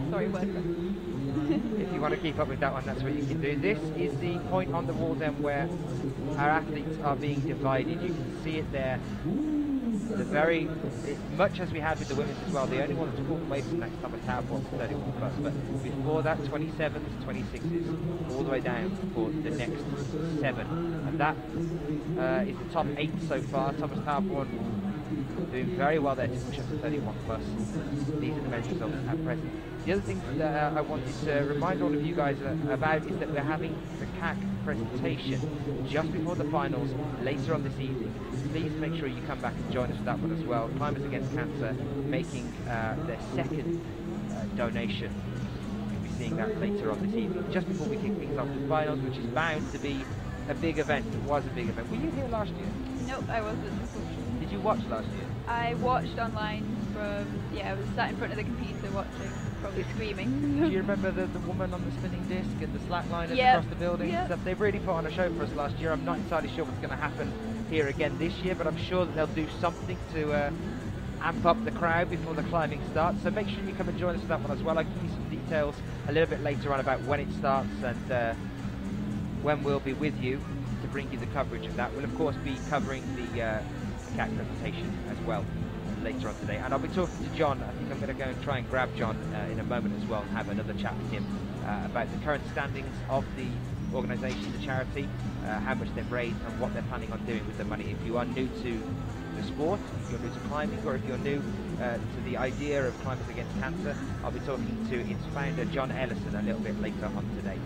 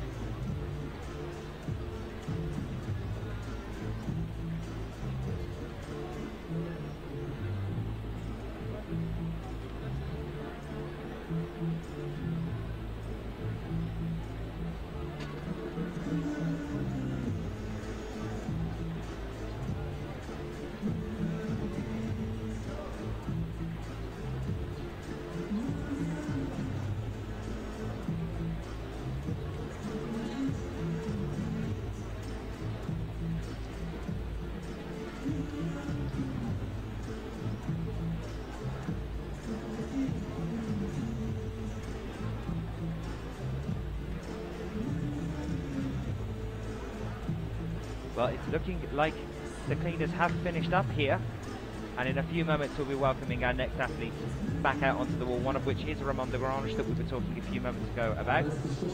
Once again, if you have any questions, if you want to get in touch or just tell us where you are, how you're doing, what's occurring, you can do so by getting onto Twitter and using the hashtag IFSCWC.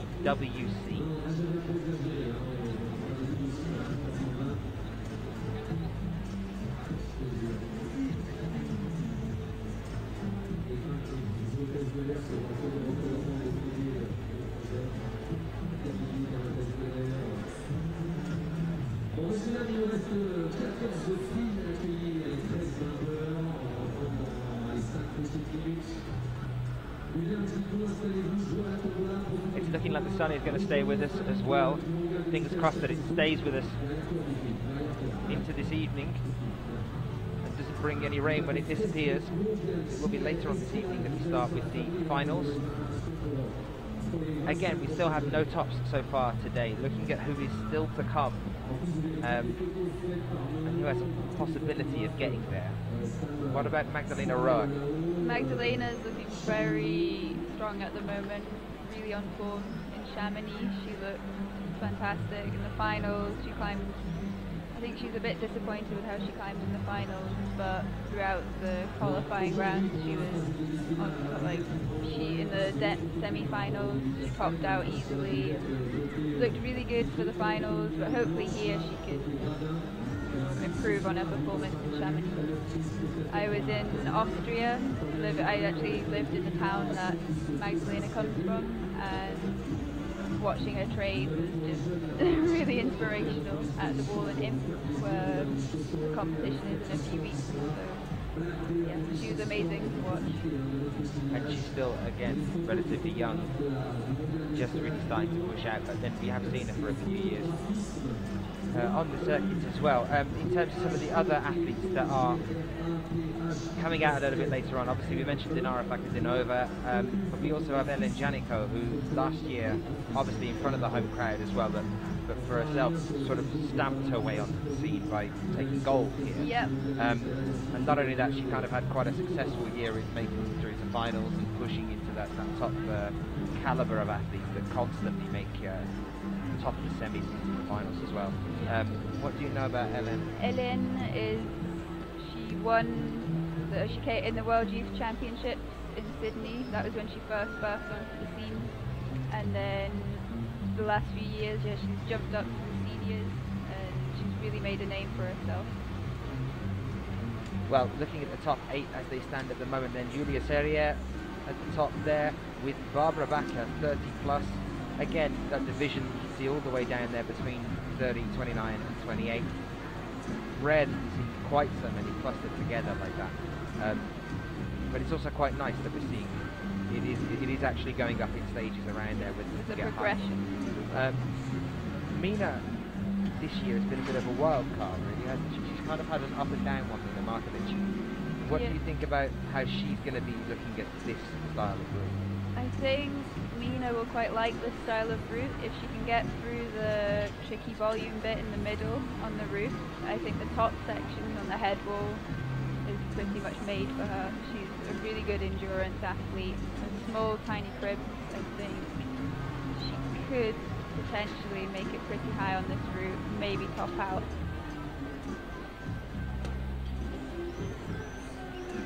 Just a shout out before we're about to begin with our next athletes to come out. I'm not entirely sure what the hold up is here. You can see the photographers are all getting up in that cherry picker.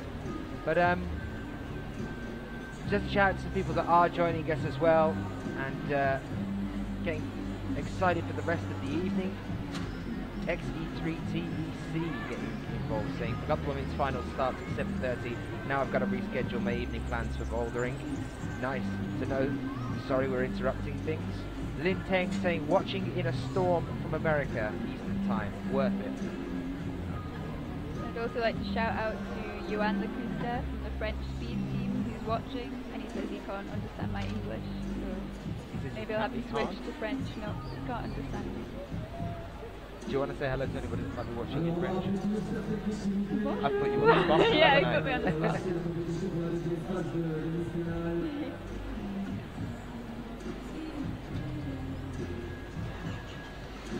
So not long now we get things ready with our next couple of athletes coming out.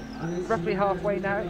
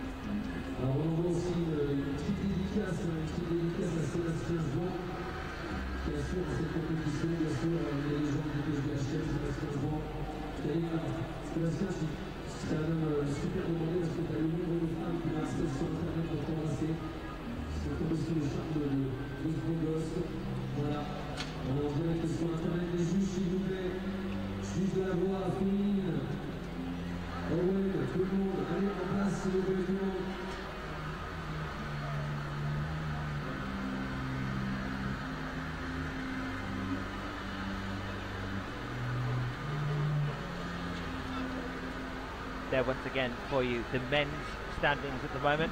The top 8, as we only take that many through to the finals later on tonight. 26 men, 26 women to be whittled down to just 8 of each through to the final. Promising to be an exciting event later on as well. Those are the women's for you as well there. The top 8 you can see on the screen now for you.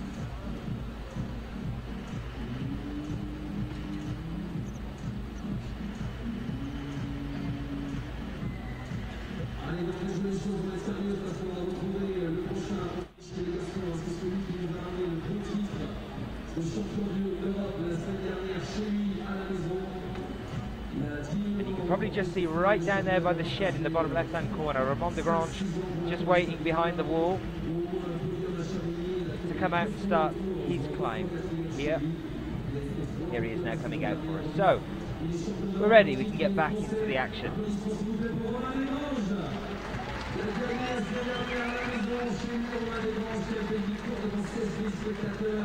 Ramon with an interesting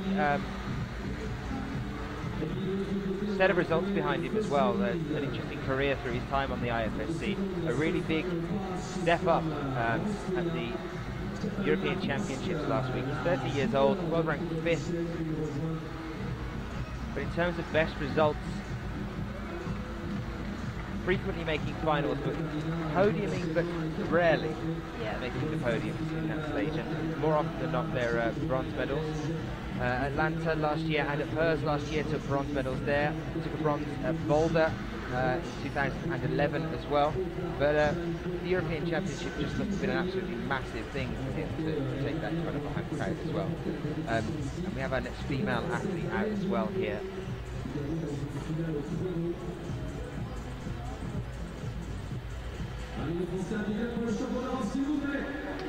Katerina Pusch from Austria, another young competitor, just breaking into the senior scene from the junior competition.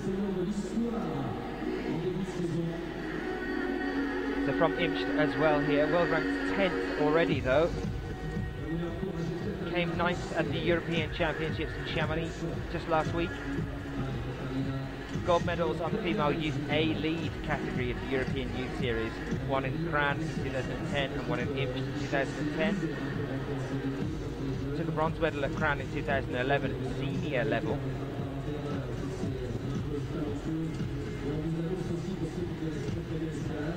And also at Xining in China in 2011 also. Katerina's style, do you think it's fitting of this route? Do you think we're going to see?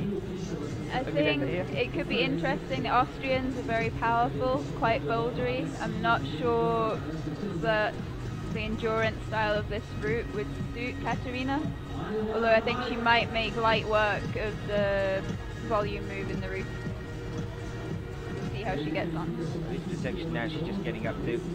Ramon, in terms of his style and this route, what would you have to say about that? I really hope it suits him. I think I've not seen Roman climb too much. I think hopefully if he gets through the donut move and then the next crux move, he should find the top a bit easier. He's obviously on a high from Chamonix as well, so he'll have lots of confidence. Hopefully yesterday hasn't shaken him up too much on his first route. In terms of his style, what would you call it as a climber? It's hard to say. I think he's quite versatile. I've never really, I wouldn't say he has a particular style. Slight hesitation there. I think there's no doubt that yesterday will have affected him slightly when he slipped on the first route. Just needs to keep a cool head and keep the composure.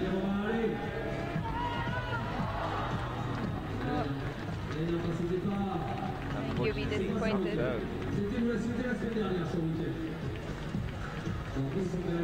Do you think it might be a thing that a lot of the athletes, especially at this higher stage of the ones that have qualified for the semi-finals, they're going to be expected to come out and not find too much of a problem around the lip there, that they're going to be used to being able to manage these things, not knowing that most of the athletes that come out beforehand have all of them? Generally, you'd expect the top qualifiers to be slightly stronger, maybe more experienced, so hopefully they would find the moves at the top of the route, or they maybe would expect to find tricky sequences and be able to deal with them. But not always the case. Really, each route is so individual and different that it can spit off anyone.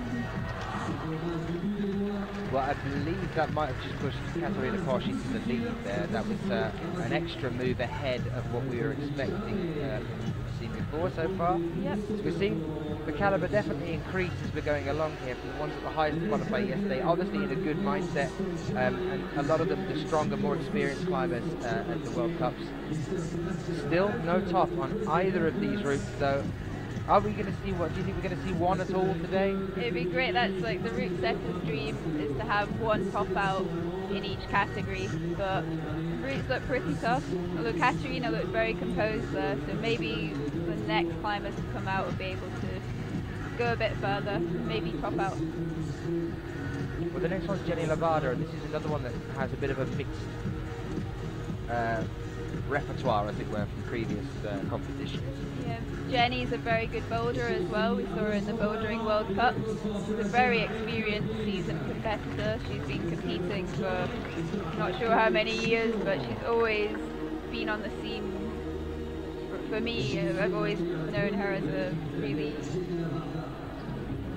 experienced climber. She's been climbing since the age of 7.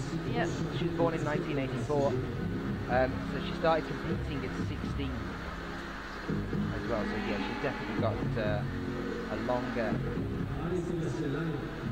set of results behind her than a lot of these other competitors that will be coming through into the semi-finals, trying to push for the finals. But then again, I think Jenny's main drawback for her is, I would say, her emotion. From what I've seen in previous competitions, it's letting things get to her, yeah, and not being able to remain cool and level-headed as she moves through the competition. It's definitely an advantage if you can keep a cool head, even when things aren't going the way you want them to. Don't let it get to you, don't get stressed, don't get frustrated.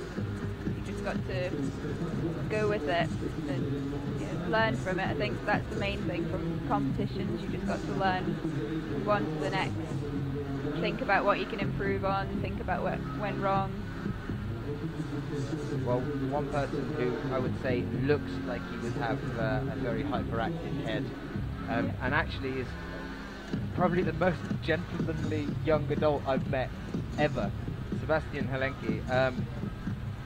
Very grounded, very down to earth, capable of keeping a level head, very well spoken, very young, up and coming, moving from, of course, winning at Singapore last year, so we've got a youth champion here, now starting to fight his way into the seniors as well. Yeah, Sebastian's quite a character. As you said, he's lovely, he's a gentleman, he's so young, but he composes himself very well, comes across very well as a competitor, and always encouraging others. I actually spoke to him at the opening ceremony just after registration on Thursday, and he said, Chamonix wasn't my best result. You know, I didn't climb as well as I wanted, but here I'm hoping to do a bit better and prove myself. And he's made it to the semis, so hopefully he can give a good show here. Well, he climbed very well yesterday. He qualified.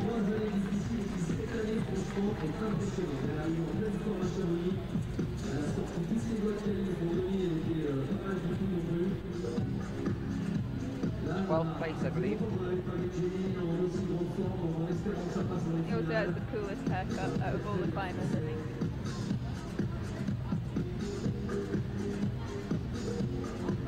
And here's Jenny as well now on the right hand side, the one that we were talking about a few moments ago. See whether she's going to be able to keep a level head as she moves through this one.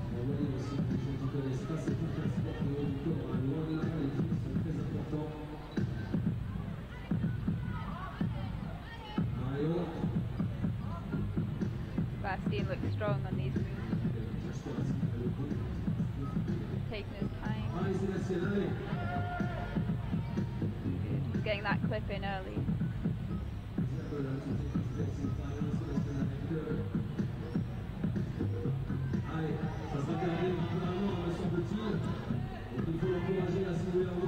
Well, this is the move for him then. It's one whether we see he's going to have a good comp here or a bad comp.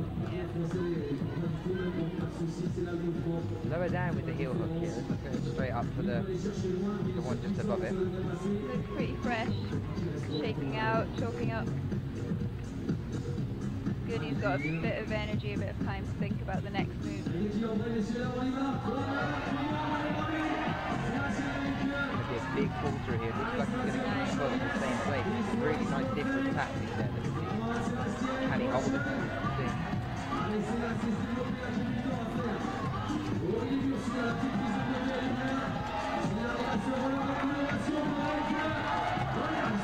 Not bad. Better than what we were expecting to be better from Mont de Grange earlier, but he's actually managed to push further past him. It's not quite at the level of Thomas Taupo, but that will put him in second now. Yep. And there's not that many still to come, but you know. I think that move is going to be a make or break, definitely. I think no matter how strong you are, how good you are, I think that's a very droppable move. I think you see low percentage. Jenny looking composed. There are roughly 10 more to come after Sebastian as well then. To put him in second place means that with only a couple of falls, a little bit earlier than that, to see him through to the finals. Jenny can get that clip from here maybe. Yeah. Nice straight arm. Good technique.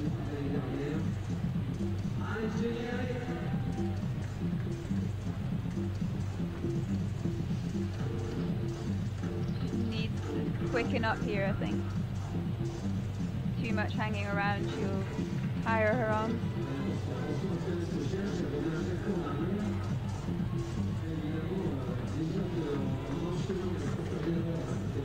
Going back and forward, this is a thing that we see from Ramone quite a lot as well. Hesitation. Good.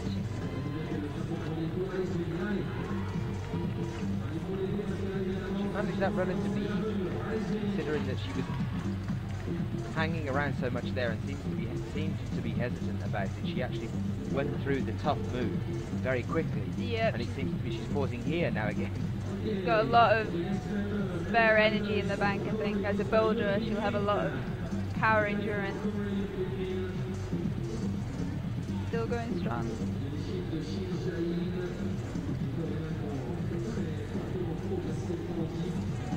See if she can get through this next bit.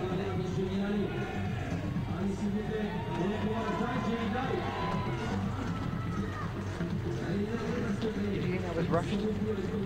I think slightly. I think she looked quite composed up until that triangular move, then she just threw again for it, maybe a bit too haphazardly. If she'd have taken time to maybe twist in a bit more, go a bit slower. It's not a bad effort, but it's going to be interesting to see see where she's sitting now amongst everyone else. I believe that she was going up. That would be a 30 plus for her, I think. Going up towards 31. She didn't quite get a hand to 31. Yep. A slap. I think there's a fine line sometimes when you're climbing between being too hesitant and being too quick. If you hang around too long, you can miss the hold, you get pumped.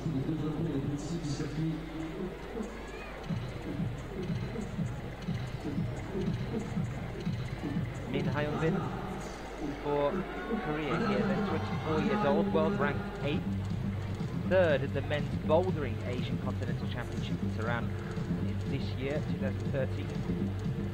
But took gold last year at Mokpo at the lead event there on the IFSC Climbing World Cup season, and also made finals at several other events at Kran, at Inzai, at Zinning, even at the World Championships in Paris. Made finals here at Briançon last year as well. Just missed out, came 9th at Chamonix in 2012.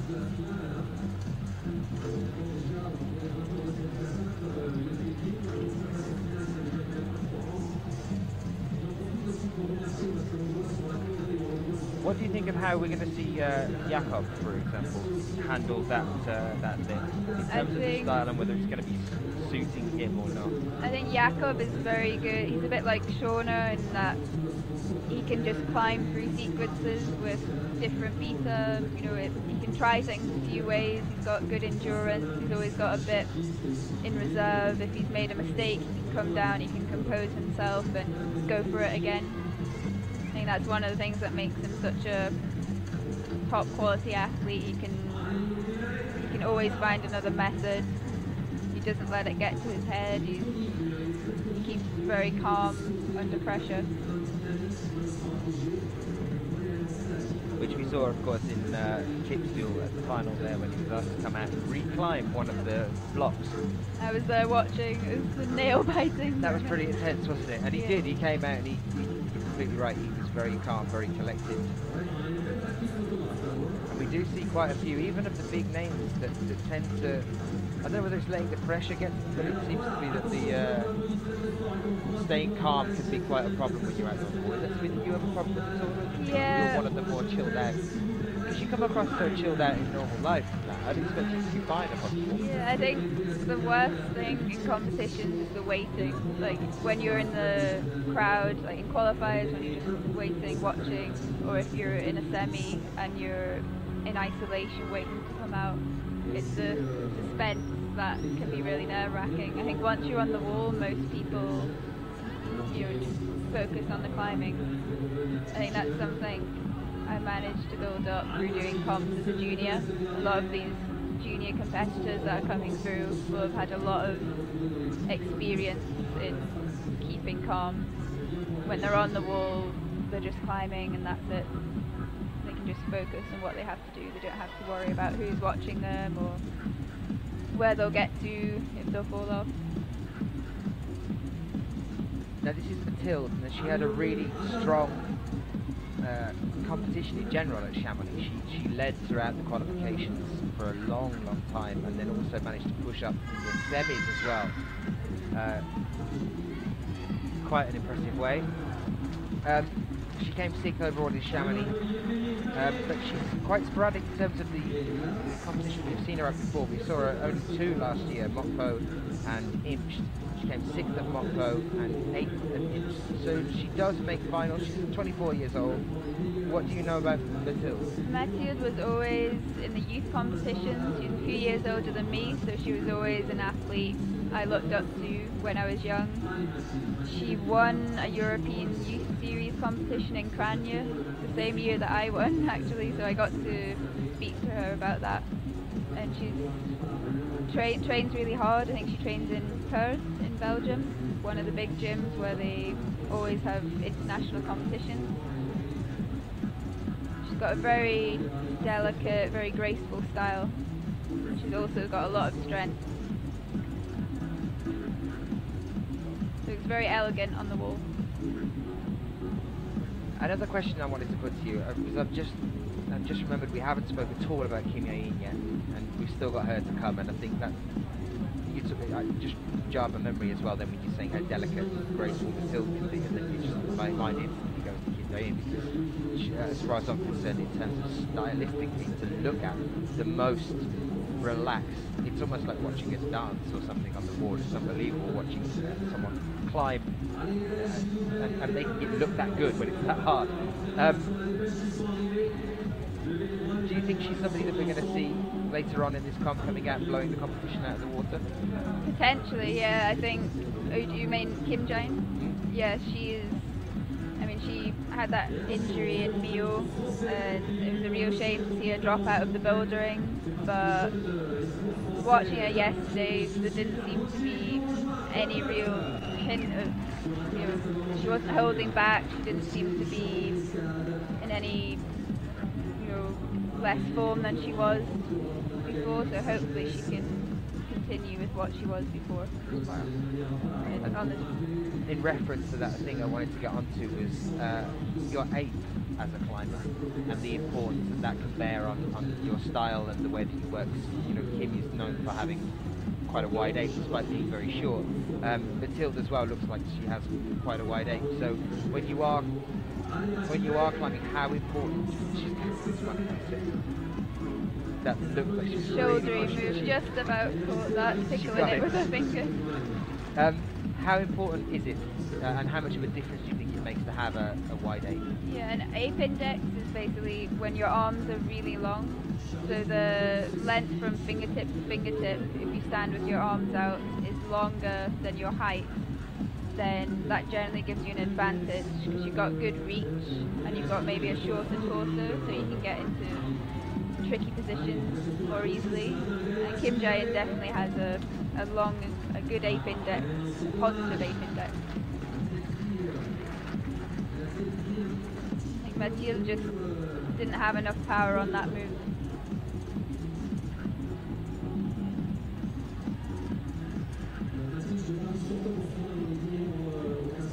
Gauthier Supper then here. Gauthier was always present in the youth competitions as well.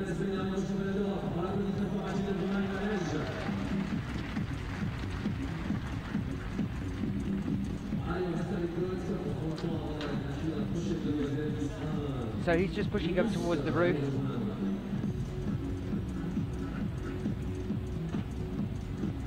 You're saying that he's always present on the youth competitions and just starting to move in as well, another one of the younger athletes? He reminds me very much of Jakob. He's got a similar style. He's maybe not the most elegant to watch. He always has a good sequence. If it doesn't work, he's got something else in the bag. He's very determined. He's very feisty on the wall. He climbs with a lot of spirit. His last podium position was at Zinning in 2010 on the IFSC Climbing World Cup there. His last medal, the gold medal, sorry, was at the male juniors, the IFSC European Youth Series in Munich. That was in 2009, so that was the last time he took gold at a competition. 22 years old, world rank 24. Trains in Chambéry, so not too far from here. It's a really good training setup in Chambéry in France.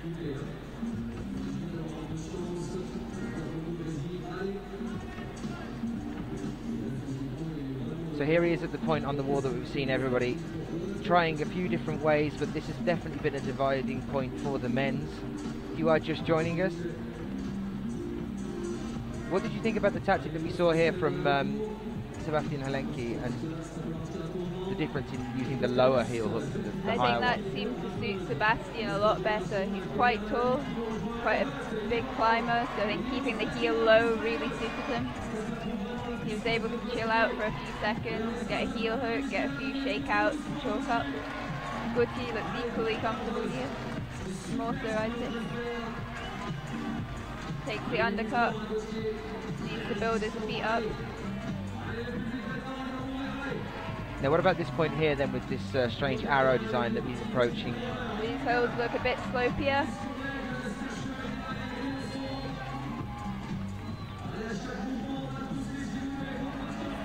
So as we can see, this is a new high point on the wall here. Thomas Tarporn around the same point, but this is Gauthier pushing higher than that one. You'll be happy with that. Well, the crowd are definitely happy about it, and if he didn't know that that was the high point when he was up there, he probably does now by the support that's coming at him from down below. Looks very, very strong. Actually looking a little bit frustrated there as he comes down on that one. Evgenia Malamid then for the women's starting off on this one. She's another one that's been looking very strong recently through Chamonix and now pushing into this competition here at Briançon. Looked strong during the qualifications yesterday. Stylistically, Evgenia, compared to some of the other athletes? I think she's very powerful.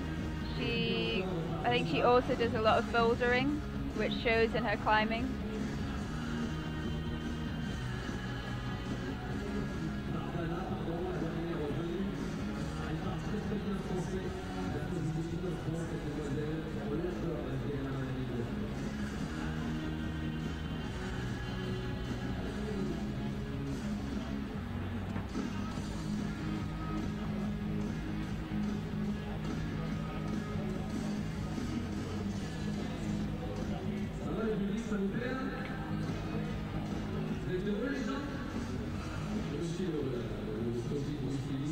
Evgenia qualifying in 11th place from yesterday with a 36 plus on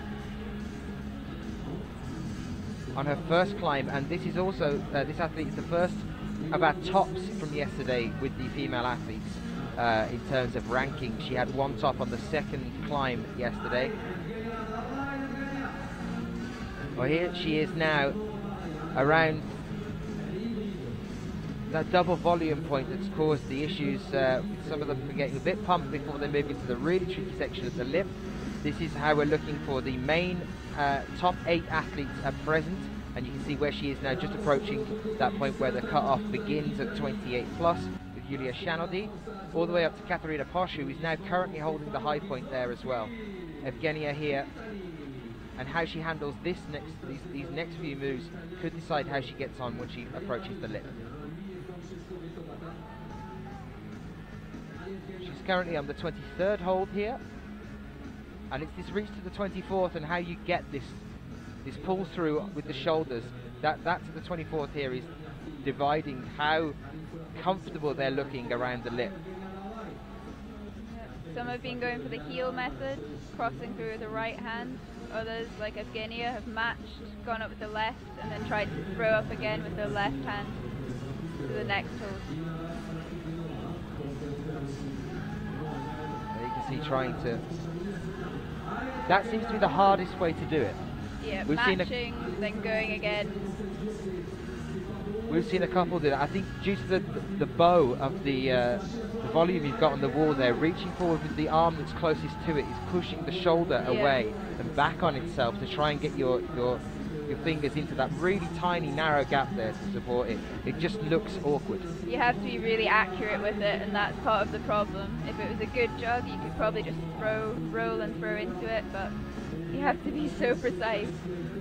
You guys can't see this at the moment, but actually we're doing weird hand gestures at the moment, aren't we? Like you can see it at the other side. You can all see this, right? And unfortunately, Evgenia not quite getting up there. 29 she was on there, and I don't think she'll get a plus from that. There was no real positive movement. It looked like she had a hand on to 29 enough to have potentially controlled it, which will push her ahead of a 28 plus, but will it be enough to see her through to the finals? We wait to find out. That's standing at the moment for the men's. Thomas Tarporn's holding the 31 plus, but actually we've just seen one of our athletes go past that one. Gauthier Super has pushed past that, knocking Thomas Tarporn down into second place.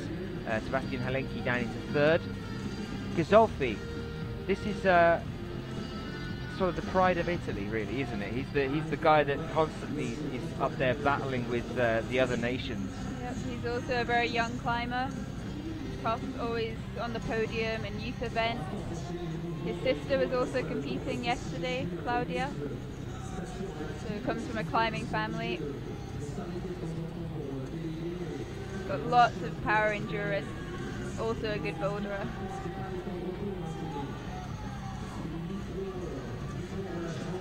Goes straight for the next hold, doesn't bother with the heel hook.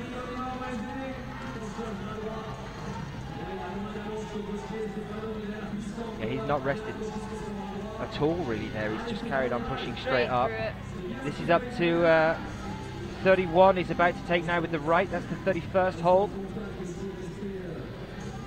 But it is around 35 and 36, just at the top of this sort of weird cluster of volumes you've got there. That's where we're seeing the real high point. This is into the... I think it would have been difficult to get that clip in if he'd progressed much higher.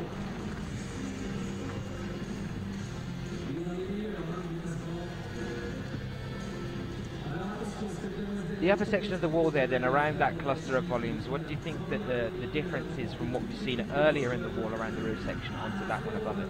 I think the holds look a lot slopier, so they've not got as good an edge on them. You have to really, your hand is quite open when you hold them.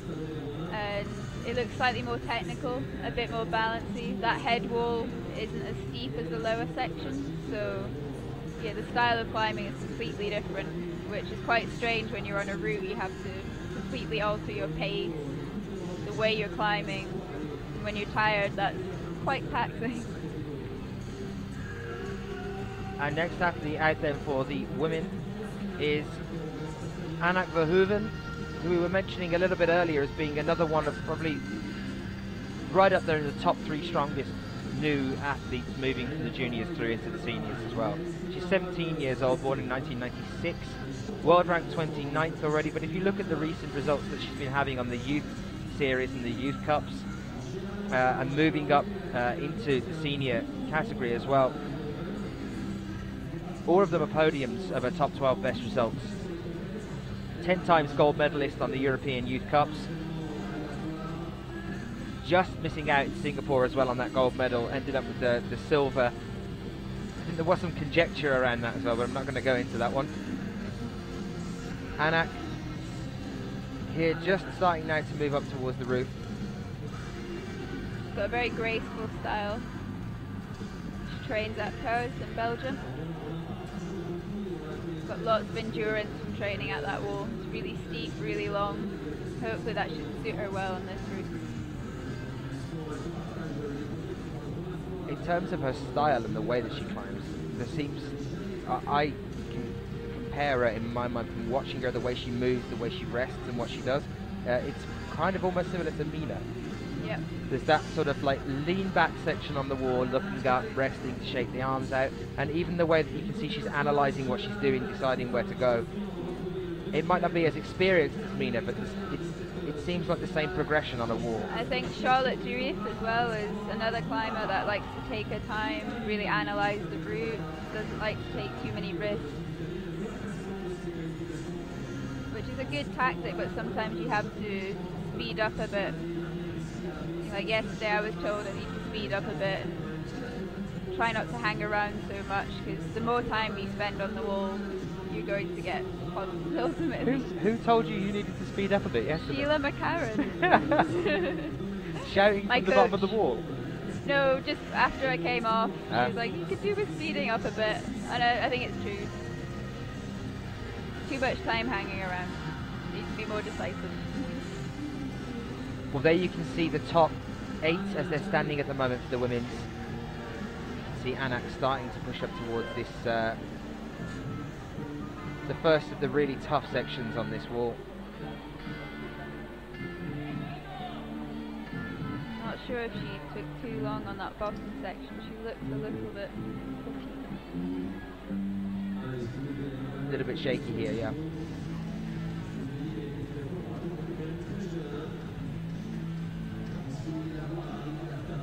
It's going to come down, I think, to the way that she reads these next 4 moves. You know, if she manages to take her time on that and finds a nice little beater around that volume, she might be okay with how she progresses. If she keeps just pushing as she is now, it's looking like she's going to get tired pretty quickly as she hits the lip. She needs to think about that clip as well. If she forgets that, then it'd be really difficult to climb down and get that clip. Is she going to go for a knee bar here, do you think? Maybe. That right knee. Yep. She's got a right knee bar jammed in there. Can she lock this twist off and go through with her right hand, or is she going to go for the match?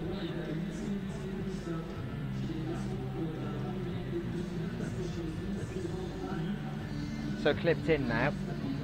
Is she gonna? Yeah, she's doing it the tough way. Good. Looks very strong on it. Very quick as well to get through it. Didn't waste much time. Obviously had the reach to get there.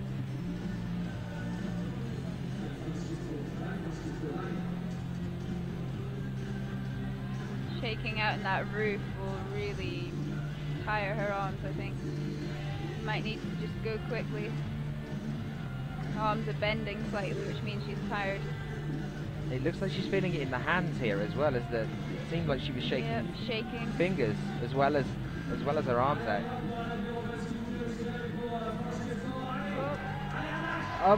Can she hold it? Unbelievable! That looked like she was going to go then, but no. Amazing body tension. Good fight though. Definitely, but then again, we were talking about, you know, getting pumped and really pushing, and if she stays at that standard of the shake, it's going to affect her. Yep. She was obviously very much gunning for that one then, but she put a lot of effort into that. Yeah. It's great when you see climbers fight, really give a good show and give it their everything. So Anak coming down there around the 29th hold. Our next athletes to join us well up into the top section now of the athletes that are coming out. For the women's, we are very quickly approaching the 8 equal tied first positions from yesterday, with all of them with 2 tops. Just before we hit that, our 9th to qualify is Charlotte Durif of France, with 1 top yesterday on her first route and a 40 plus on the second. Yeah, you must know Charlotte quite well. I don't know her really well, but she was always an idol of mine when I was younger. She's a year older than me, so before I started my youth comps, it was Charlotte that I was looking up to. She's just been studying in America for the last few months. She took part in the American Championships and won them, a difficulty event. That's the men's as it's standing at the moment. It's looking like this is Sachi coming out now. It is, it's Sachi Ama. Reigning champion here from last year, took the gold after one of the most interesting qualification rounds that I think I've ever seen. Did you see any of that? Okay, so Sachi's on the wall, is about 6 moves away from the top, and he's slipped and split his chin open on the wall after his first climb. Then he went to hospital, then he came back and did the second climb, and then he won. Wow. So it was a really interesting beginning of the competition for him last year. It only got more interesting as it progressed through the whole thing. One of those climbers that just never stops smiling, ever. He's always smiling. He's always in good spirits, no matter what happens. Quite refreshing to see climbers competing at the top of the game, but also enjoying it, having fun, and showing good sportsmanship. Well, like you were saying as well, we were talking about earlier with the mindset that people get into of either being, you know, like feisty, you're talking about Salome and Manu that attack it and are confident with it, or being relaxed. You know, I know that Jorg Verhoeven is definitely one that likes to just kind of chill out and enjoy what he's doing. Sachi always seems to enjoy what he's doing as well. Yeah, interesting to see the different mindsets. Yeah, he just looks happy to be competing, happy to be performing to the crowd, and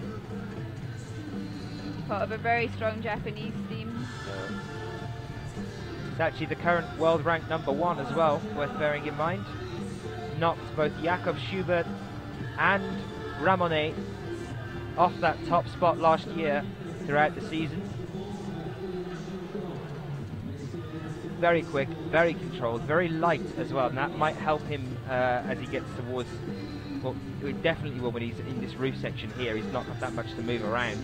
He's very precise with his movement, just hitting the holes, doesn't bother changing or shuffling his hands or feet.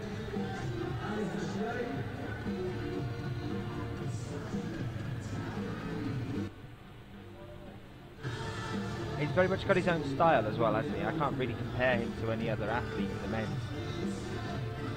I think he could be quite haphazard sometimes. Like, his movement is very quick, but tends to get up there, tends to do well. Ah, no, he's going for, do you think it's probably a height thing like we saw with Sebastian Helenki? He's using the lower heel hook for... I think using the higher heel, if you're quite tall, could be quite bunched. Could make you sag to the wall a little bit. But you see how easy he moves around the lip and he moves through the roof section here, because you think that is to do with the weight? I think so, but also he's got phenomenal endurance and body tension as well. Okay, so this is him moving into the right upper section of the wall here. He's around the 34th hold at the moment. That's the 35th that he's just taken with the right. And this is Sachiyama pushing into the lead, into the top of the board here. Knocking out the high point. That's it. He's just done it. Currently on the 38th hold. That was the 40th that he went to take there, but that is the new high point. And here comes the smile from the top of the wall now. Sachiyama now leading the pack here at Briançon semi-finals to move through into the finals later on.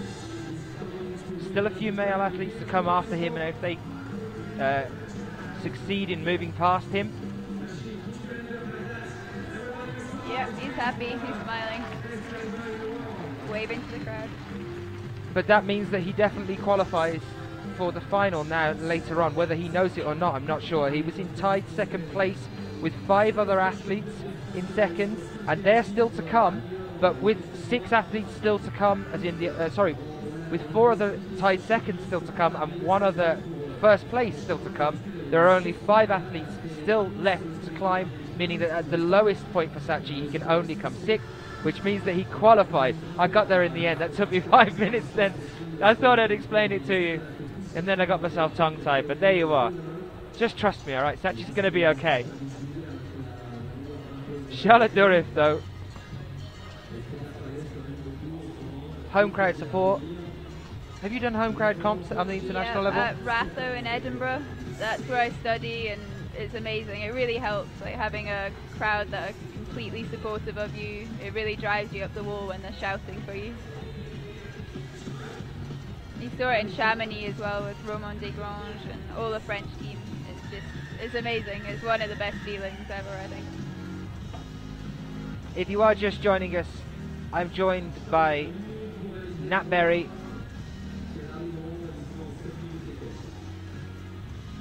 one of the climbers from the GBR team, who's here at the comp and talking through, our resident expert. If you want to direct any questions at Nat at all, you can get them into us on Twitter using the hashtag IFSCWC. Are you going to come back for the final for us now? Yep, for sure. I'm really excited for the finals. There should be about 9,000 people in the crowd, I think, all packed into this square. Not quite the 16,000 that were in Chamonix, but I think because of the small space, I think it'll be an amazing atmosphere. Charlotte looking composed as usual. Easily made that cross-through move.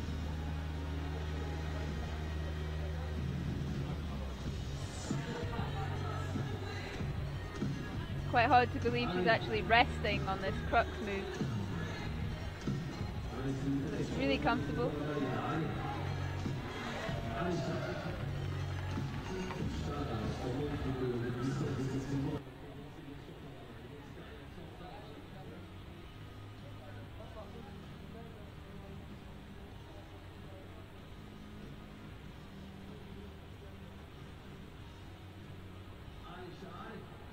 Charlotte approaching the crux, the upper crux of the route. Still trying to shake out on each move.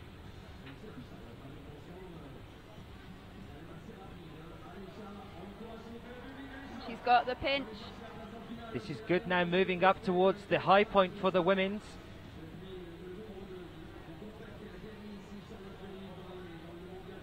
And And that's definitely her taking it. 33rd hold there, pushing her into the lead. 33 plus. The scary point now for her is that she was sitting in 9th, which means that there are 8 still left to climb. Yep. She's So going she to has to be on tenterhooks watching the rest of the girls come out. She has to hope that one of them falls before that point. As long as one falls, I mean, the odds are in her favour, but there's still some very, very strong athletes still yet to come. Let's jump across to Thomas Ballet then for the moment, and his history and what type of a person and climber he is. Do you know Thomas very well? Yeah, Thomas is very strong. Again, he went through the junior circuit, very prominent, always making finals. Again, he's very passionate. He's very passionate about climbing. He's very driven. He wears his heart on his sleeve. You know, if he doesn't do well, you know, he'll say he's disappointed or he's upset, but he always learns from it. He's a very intelligent competition climber, I think. A little bit of a shake in the left arm there. He's managed to get the right up just in time. Got to go up with the left now, though. Just losing it at that point there at the 35th. Oh no, sorry, 29th hold for him, moving up towards the 30th. So that's a 29 plus for Thomas Ballet. It's going to put him relatively low in those the top 8 that we've seen so far. Still quite a few left to come for the men's. Some comments pouring in on the Twitter feed then. Adrian McNair saying Sachi Ama just cruising the crux like it's a 5.9 and powering into first place. Amazing. Some other people talking about Sachi as well, saying the lanky kid teaches a lesson again to the muscular Norwegian beast. That's very visual, I find. Very graphic. But yeah, Sachi 39 plus there. You can just see the results for a moment of where he's standing at the moment, and he did make it look easy up until that high point that he just gave us. I think he'll be disappointed with that. Without the top? I think yesterday he qualified really highly, he's really confident. I think it's a shame he's not managed to push through into the finals. But someone's just said Charlotte Durif's leg loops were the exact same colour as her skin. It's freaking out my brain. Interesting. Fluorescent yellow, fluorescent orange legs, I don't think. Nikki van Bergen from the Netherlands. She's a very good friend of mine. We've been on a lot of climbing trips together and went through the youth comps together. She's really upped the game the last year. She loves training, she's really motivated, one of the most dedicated climbers on the circuit.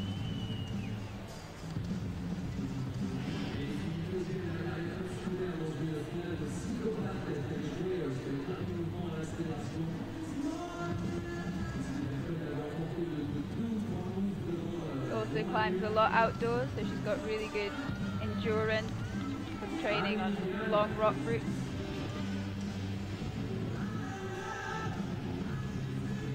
She came 10th in Chamonix, which she was really happy with. Really pleased with her performance there.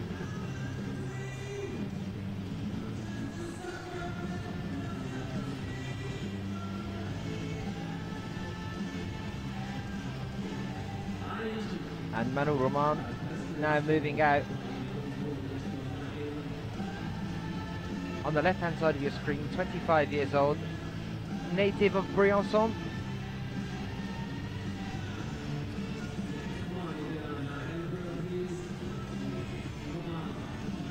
Frequent finalist. 2011 as well was definitely his year.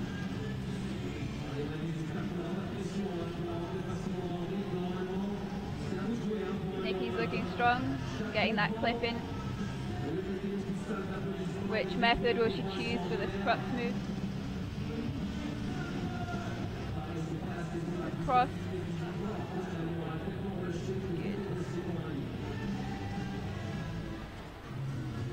Nikki's a very powerful climber as well. Hasn't competed in bouldering this year.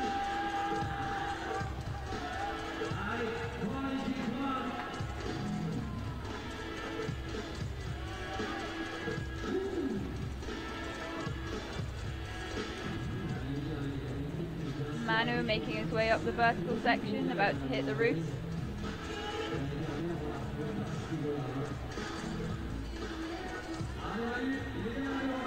Nikki needs to get her left hand on that next hold, otherwise she'll be out of sequence.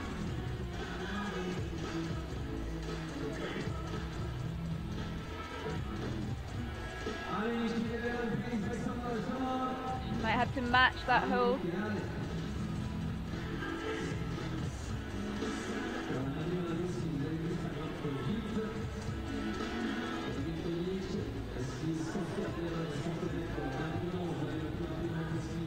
Going to make that next move a lot harder if she can't swap her hand. There we go. Excellent.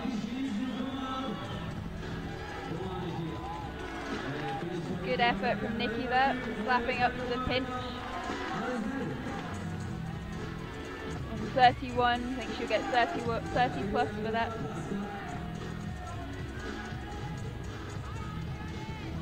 Manu about to hit the crux move.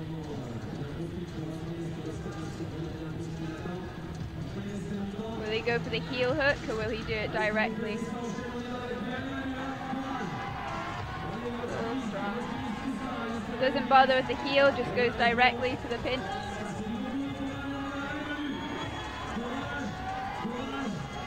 About to hit the head wall.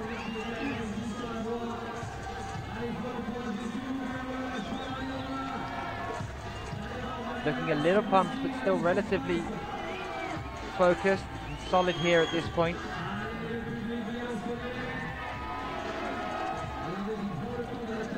Taking his time to shake out between each move.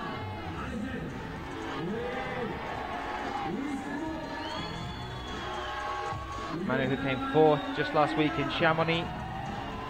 A man who's used to qualifying for finals, and here he is doing just that again here. That's 36. New high point. 36 plus, but I believe that's a new high point. Yep. Higher than Sachi. Oh no, Sachi was 39. Sachi was 39, so no, that's going to put him, I think, in 2nd.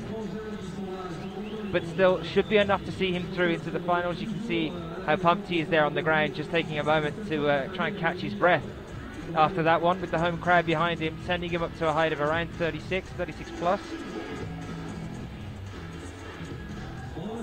Very good effort there for Manu.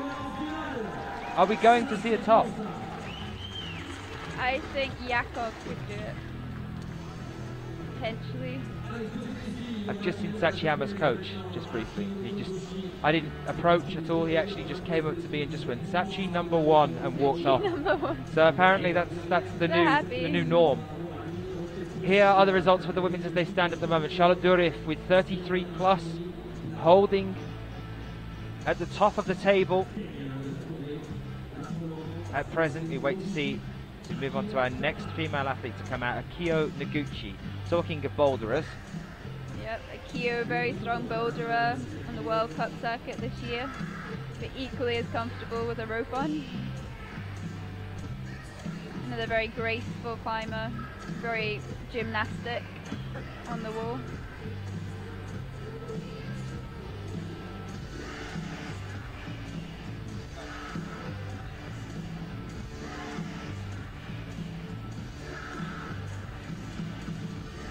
Somebody asking why Johanna Ernst isn't competing. She decided to take some time off from the competition circuit to focus on rock.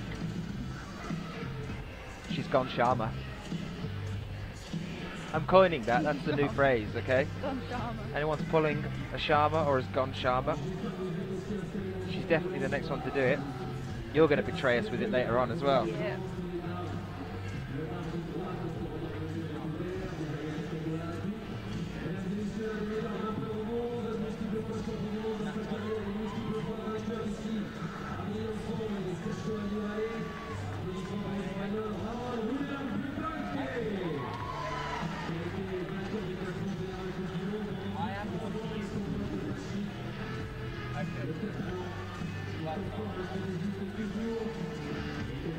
Akio Noguchi approaching the roof here now then. This is going to be the point, well this point around here and this collective volume mass, she should deal with this quite well.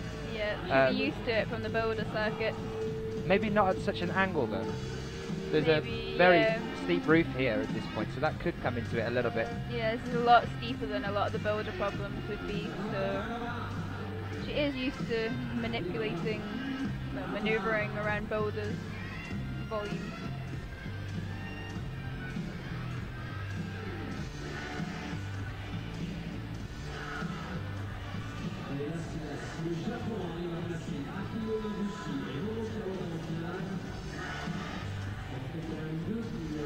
Looking very calm and collected, but then, you know, I said this about her on the bouldering circuit as well. She's one of those climbers that you never know she's in trouble until she goes. She never gives any indication that she's struggling, just looks really confident, really composed on each move.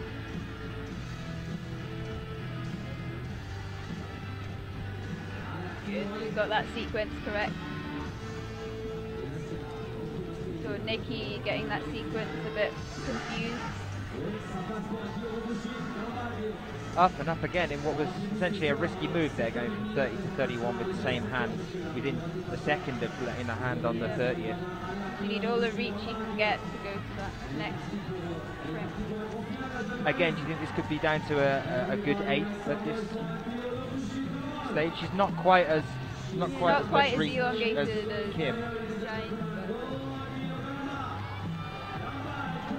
I think this is us moving up to the next new high point on the women's. It definitely is. She's up to 36 now. Akio Noguchi. Next move is 37. Can she make it? Just coming down. 36 plus though. Akio Noguchi, I believe, is the new high point for the women's. Yep. That's the first time we've seen anyone reach that top head wall. Looks very technical up there. Lots of changing of feet, balance, trying to keep as close into the wall as possible.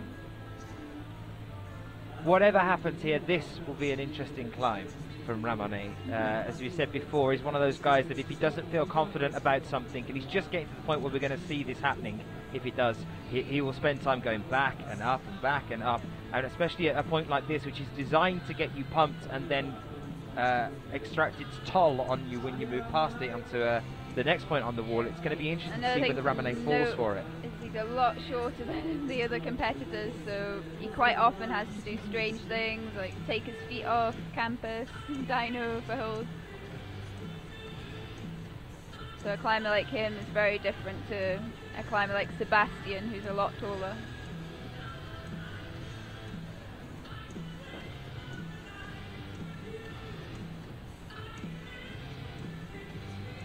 Well, this is it. This is the point that we're... I think this might suit Ramon. Quite being a bit shorter, that heel might feel a bit more comfortable and might just fit into the move a bit better.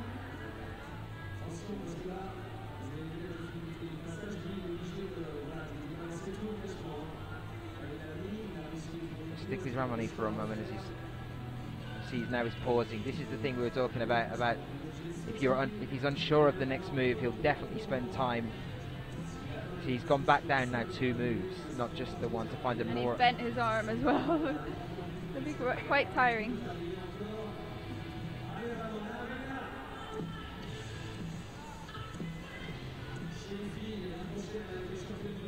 Really spending some time here at this point on the lip. He knows that this is going to be a big push for him now. He's going for the higher heel. No. This is what I mean, you see, now he's going for the lower heel. Yep. Okay, that was definitely the tactic for him, wasn't it? Yeah, that's what I thought he would do. Just to get that left up, and then again he's brought the foot up again now. Good, a good place to clip from. A few of the other guys have ignored that clip and gone fighting on. The thing is, how tired is he now going to be, or how pumped is he now going to be as he moves into this next section of the wall, which moves into a different style here. That was a slip then, but he managed to hold it. Heart up in your chest as soon as that happened. Oh, he's hanging in there. Campus. Now you see the strength of the athletes that are right up at the top. You know, the endurance, the ability to keep pushing even after a slip like that. No, another slip. A second slip though. I think that should be enough. That was the 34th hold for him there. I think that's going to be enough to see him through. Hopefully that's enough for him. And maybe it will give him enough of an impetus, enough energy and aggression to go through into the final with an aggressive mindset as opposed to a defensive one. Anymore. He's a very defensive climber, I think. Yeah, he attacks the route. Magdalena Roach here. We talked about her a little bit earlier as well, but just to refresh up on that one with the type of climber that she is. Yeah, very powerful. A bit smaller than some of the other girls, but makes up for it with her dynamic power. 19 years old, world ranked 8th, 7th at Chamonix last week. Took a gold medal at the Female Juniors Lead European Youth Championship in Jemelzak in 2012. So reminder again then that she was still climbing on the junior side of things up until last year. Multiple gold medalists from the Youth Cups. Explain the straps for us. Yeah, the straps that you'll see a lot of the climbers wearing, some of them will be skin colour, some of them will be pink, blue, any colour under the rainbow. You saw Charlotte Drift had a black one on her shoulder. It's tape, a special tape that is meant to increase blood flow to muscles and promote healing. So it looks like Magdalena's got some pain in her shoulders, across her back. Charlotte looks like she had a slight sprain in her upper arm. So it just gives a bit of support and supposedly gives helps the injury heal.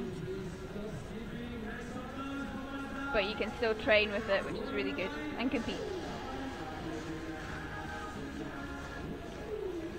And she still looks very comfortable here. Yep.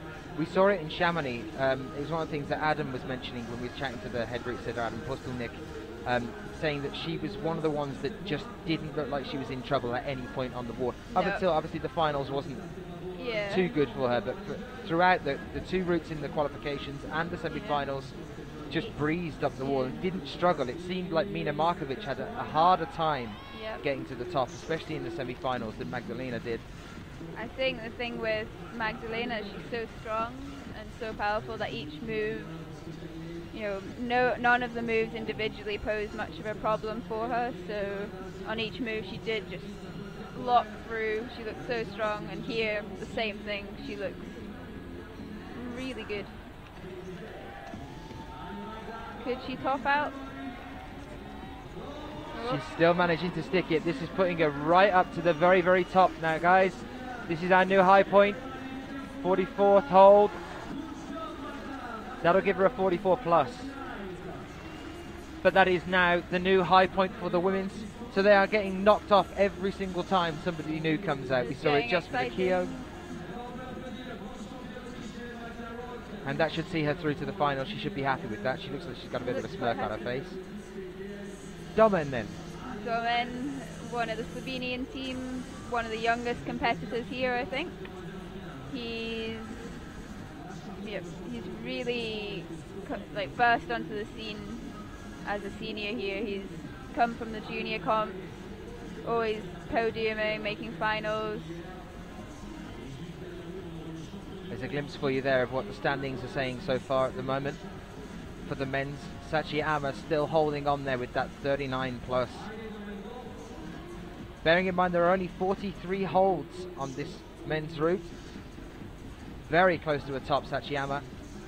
This is an 8C, by the way, as well. It's another thing to bear in mind as you're watching these athletes go up. Possibly why we've had such a tough time of it for the male athletes here.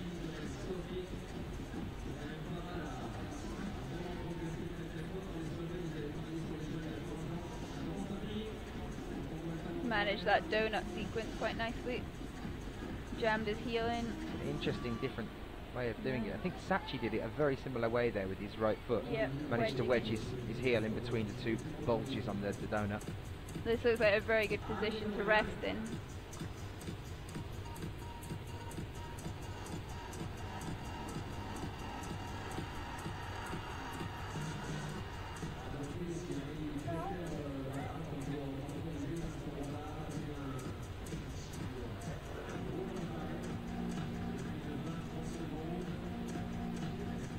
amazing how comfortable he looks compared to some of the competitors that came earlier.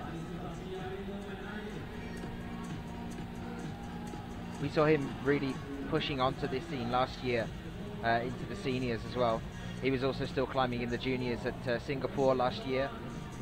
The World Youth, a little bit shaky here. Still taking his time to put that left hand on. Will he go for the clip? Will he go? Drop knee just to sit himself into that position there.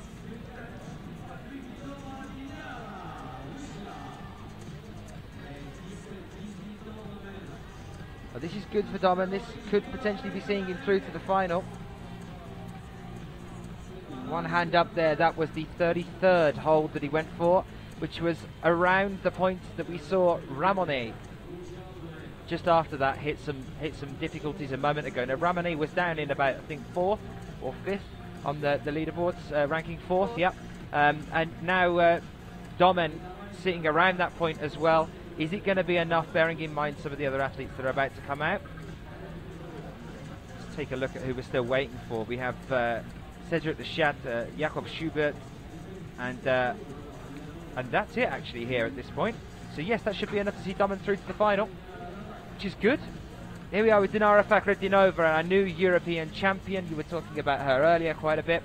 We're going to talk about her quite a bit now as well when she starts off on this one. Do you think this is the kind of route that she's going to be comfortable with, or is this going to challenge her a little bit here? I think from last week in Chamonix, I'm not too sure what Dinara finds difficult, because that final route was incredibly difficult, and up until the point where she fell off, she looked so calm, so composed, and yesterday was exactly the same. So I think unless the moves and the volumes pose her a problem, I think she could potentially top this.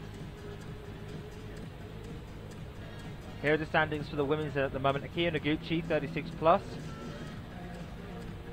Although bear in mind that will have just changed after Magdalena Roek just came out and pushed right the way up to around the 44th hold. So currently in first place will be Magdalena Roek. Noguchi dropping down into second.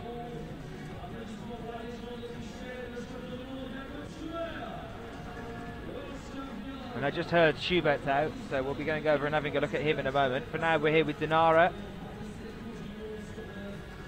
Another very delicate climber.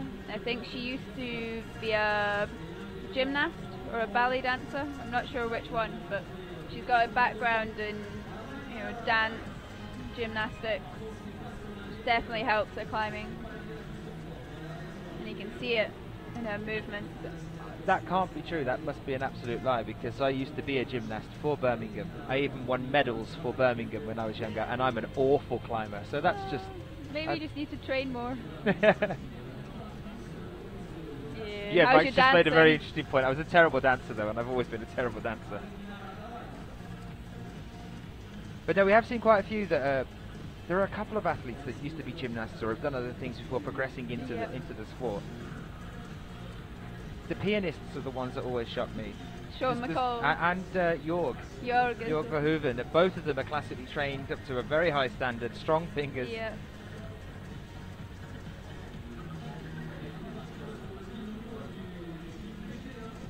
Jakob taking the video game approach to strengthening up the fingers. He's obsessed with FIFA football games and things on his PlayStation and stuff like that. I think when he's not working them at the gym, he's working them in front of a console back at home. Yeah. So Dinara here at this tricky point then. Still looking very strong. Yep, doesn't look very tired at all.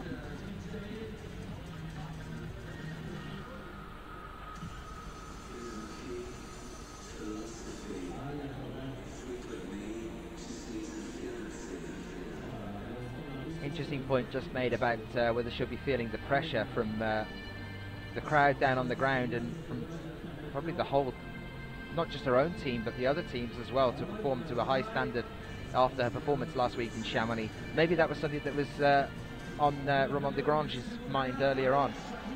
I think definitely he's had a lot of media attention, a lot of things to do this week since Chamonix. Maybe a slight bon d'eau there from Dinara.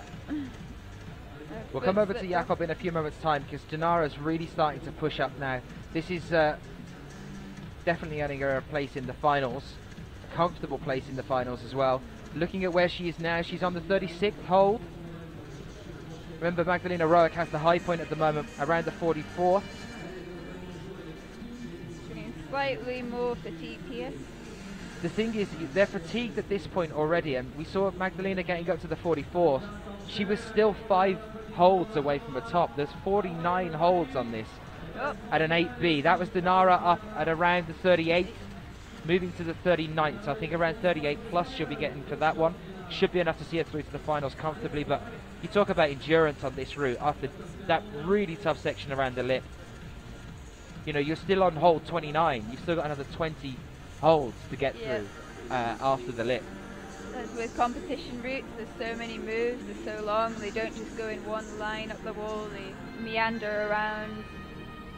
You've really got to have a lot left over after completing a boulder problem move to be able to make it to the top. But these climbers train on circuits of probably around 50 to 60 moves sometimes, so they're used to doing long routes. Sophie just ran up and said Jakob hasn't got he's not wearing a separate harness. He's not wearing a separate harness, he's got it included in the trousers. We started to see these turning up last year. There were like strange climbing skirts that have come out to the girls, and unbelievable. Jakob Schubert falling way before we would normally expect him to go. And he had a bad time last week at the European Championships as well. He's not having a good season so far. That's going to knock him out of the final definitely here. He didn't make it through.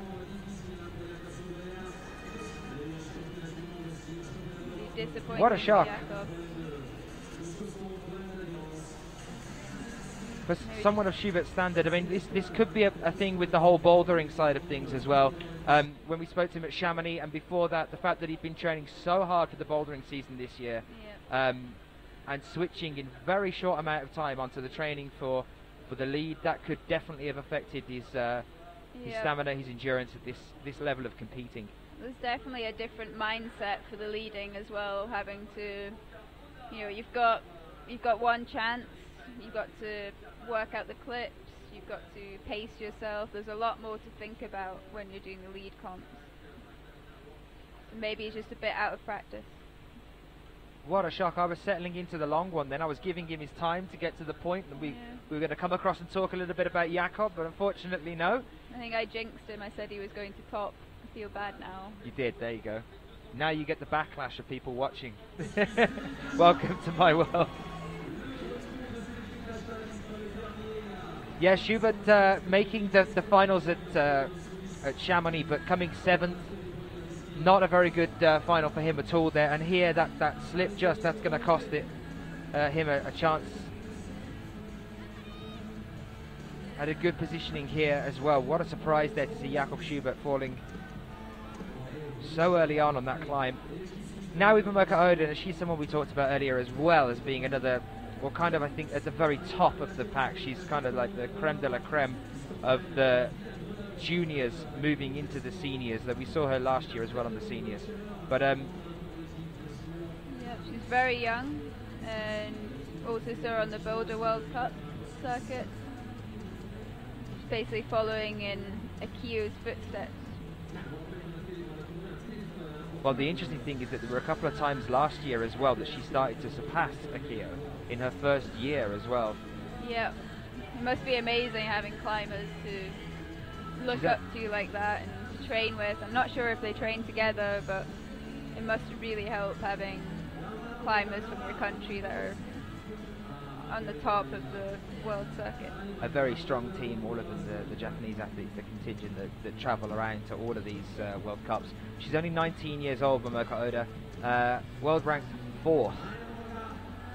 Just looking at the results, I mean, from this year alone on the bouldering season, she came 2nd in Chongqing, took the silver medal there, made the finals at both Innsbruck and Toronto on the bouldering circuit. She came 5th at both of those events. Last year, looking at the lead season for her then, she took gold at IMSH last year, came 5th at Briançon, 3rd, took the bronze medal at Chamonix, 4th at the World Championships, 4th at Mokpo, 5th at Inzai, 2nd at Kran. Frequent finalist, frequent podium position as well, at 19 years old. Yeah, she's also a really nice girl. She's really friendly, always talking to the other competitors. She's exceptionally humble. Whenever I grab her for an interview afterwards, she's very kind of kind of like almost stunned by things. Yep.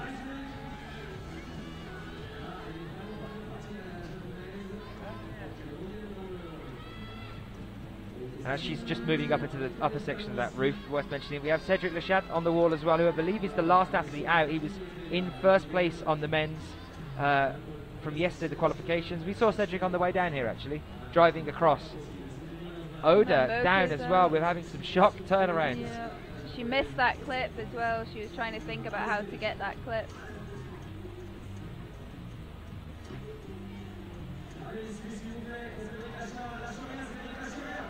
What's going on? What's happening to all of these people we're expecting to see through? Cedric here looking a little bit, well, very pumped as well. He's doing it the hard way. Oh, he needs to change that to a toe. Yep.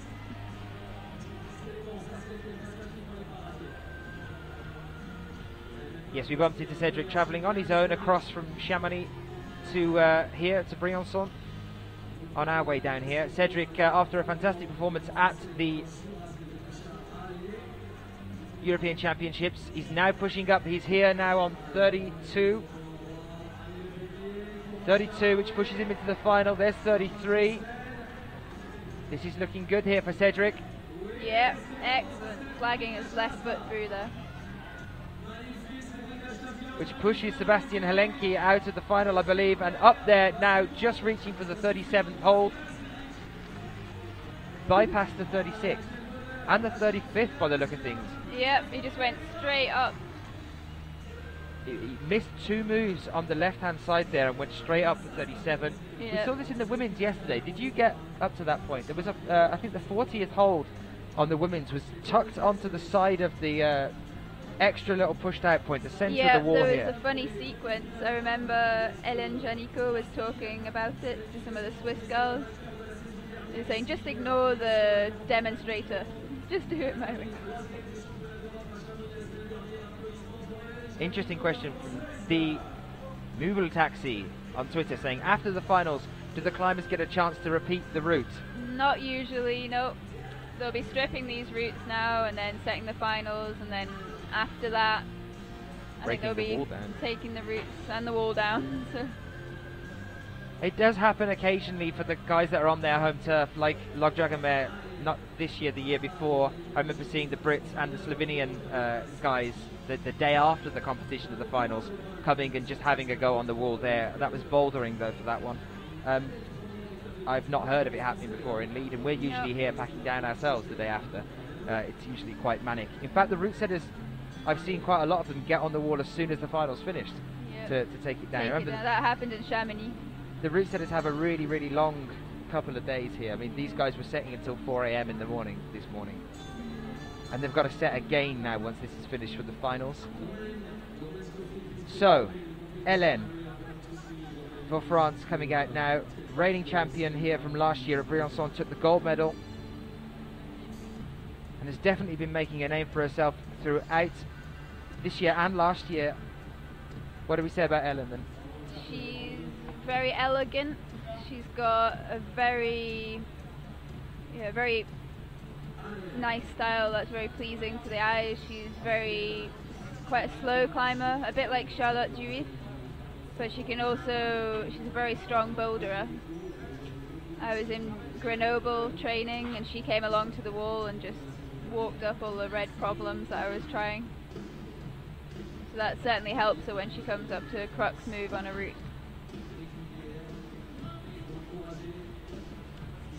Now we are finished up on the men's now. We were a little bit behind on the women's. We've still got Mina Markovic to climb and Kim Yain. And that could be to do with the fact that we had a tied 26th place when we first started this competition. I might have put it out a little bit here. That was with Yuka Kobayashi and Maya Vidmar, that both had the same score at 26, which meant that we took 27 actually through to the women's. interesting from Heel Ellen here. Straight up for that next hole, didn't use the intermediate one. But used the left foot sort of wedged in at a side angle into that dell on the volume. A lot of the girls that used the heel found it was pushing them out for the wall. Ellen, 19 years old, world ranked 5th. Took the bronze medal at Chamonix last week. She's recently moved to Briançon in France to the training camp there. This is good, this is pushing her up towards the final. 35th hold she has there with the left hand. Good, heel on. 36th now with the right. Remember the high point so far on this one is 44. Wouldn't it be fantastic if we could get some tops in here with the last few female athletes out to climb. Looking a little bit shaky there, but would you say that's control of 38?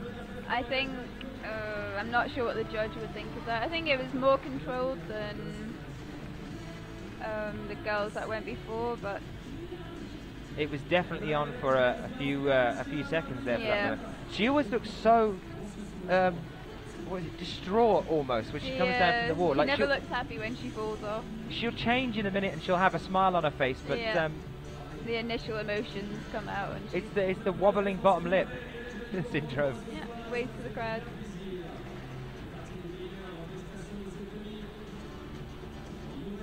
Wobbling bottom lip.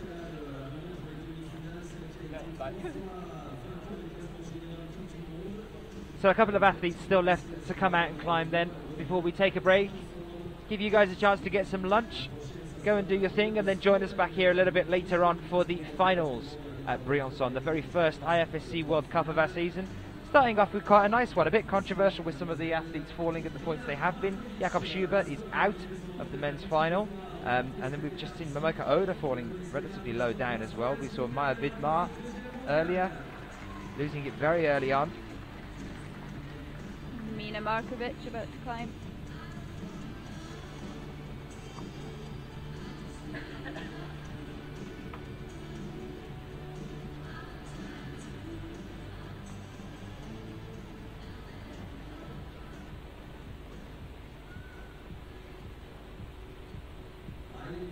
World ranked number 2. And we have after her Kim Ya-in to come out and climb for us as well, who's world ranked number 1. So our next two athletes are world ranked number 2 and world ranked number 1. Mina Markovic came second at Chamonix last week, took the silver medal there.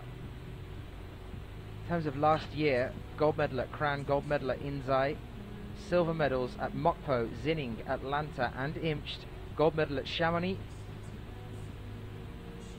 And then you get into her boulder results from last year, where you have a silver medal at Vienna, a gold medal at Log Dragomir. Yep. She's just unstoppable, isn't she? Yeah, she's a real all-rounder. I think the only thing she doesn't compete in is speed, but yeah, it's so impressive, like we were saying, the climbers that can combine both lead and boulder and do them both to such a high level.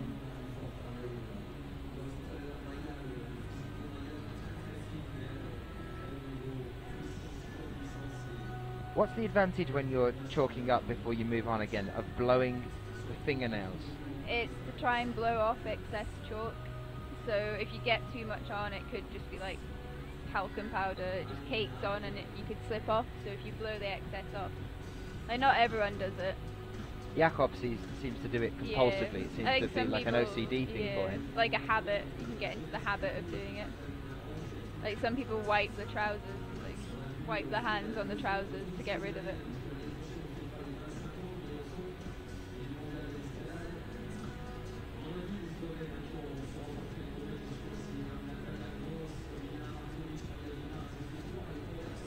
So as somebody that's frequently competes in the bouldering and the lead, and frequently podiums at both, would you say that this sort of route is well within her style and her ability? I think so, and judging from Chamonix, you know, she seems to have a lot left in the bag after the qualifiers and the semi-finals, so we'll see how she gets on this one. got the sequence perfect so far. No messing around.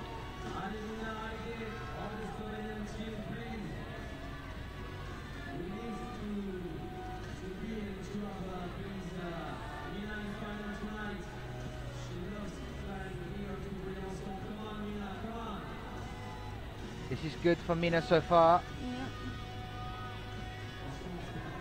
Very composed, very controlled.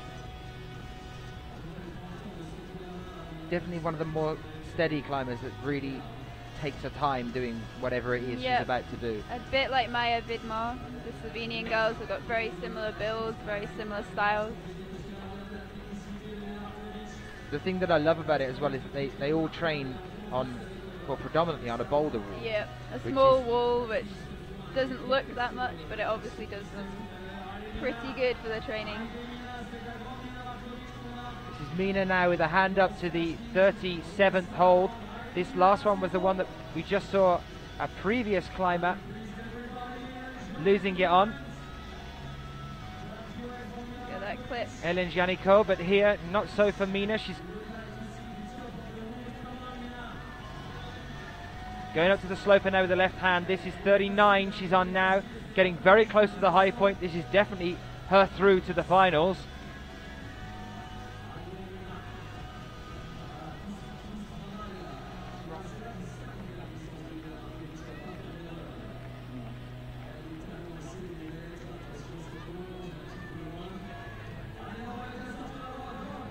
Mina still pushing here. This is looking really good. This is 44. Wow. Oh no, sorry, 42 that was that she was going up to there. More than enough to see her qualifying for the finals, I believe, in second place.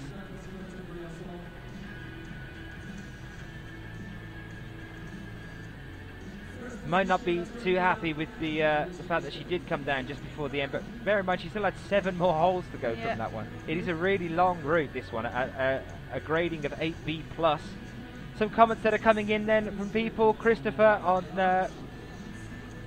here saying, oh no, Jakob, what's up? What's going on there?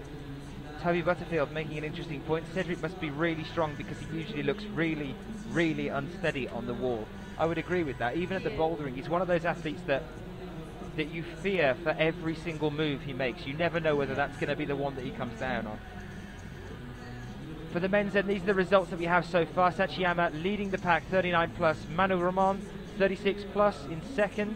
All the way down there to 8th. It is Thomas Tauborn with a score of 31 plus that sees himself through into the finals. Ramone quite low down here, but it's enough. Domen Skofic, Stefano Ghisolfi as well there, making it through into the finals later on. Nice to see some of the younger athletes pushing up here. And what a shock, Jakob Schubert not making it through. Here is our world ranked number 1. Back from a knee injury now, we go back over to the female wall for our last climb of the semi-finals. Kim Yain, here to come out on this 8B plus 49 hold in length route that has not been topped so far today. Can she do it? Can we go out with a bang?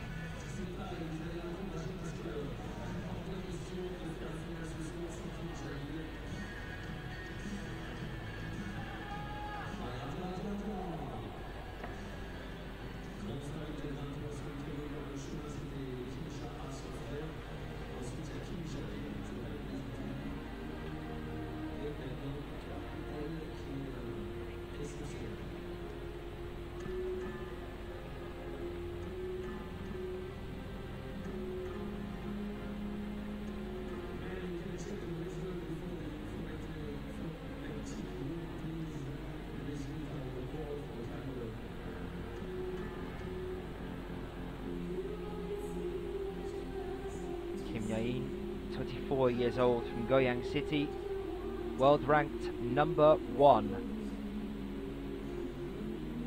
Results for the past year are hilarious at best. Silver at Inzai, gold at Mokpo, bronze at Zinning, gold at Atlanta, gold at Perth, silver at the World Championships, silver at Chamonix, third place at Chongqing in the bouldering, just randomly thrown in there as well. Podium positions straight the way through the year. She's a very all-round climber. very graceful, very poetic when she climbs. I've not described her that way before. I quite like that. Poetic. Yeah.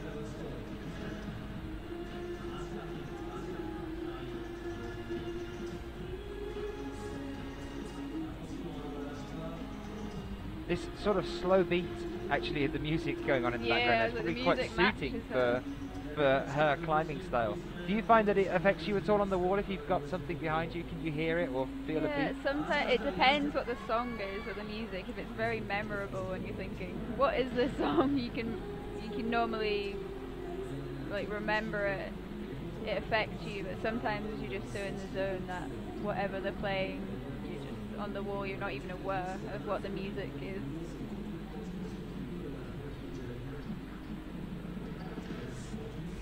She is so controlled whenever you see her climb. Yep. Never makes a move out of haste or...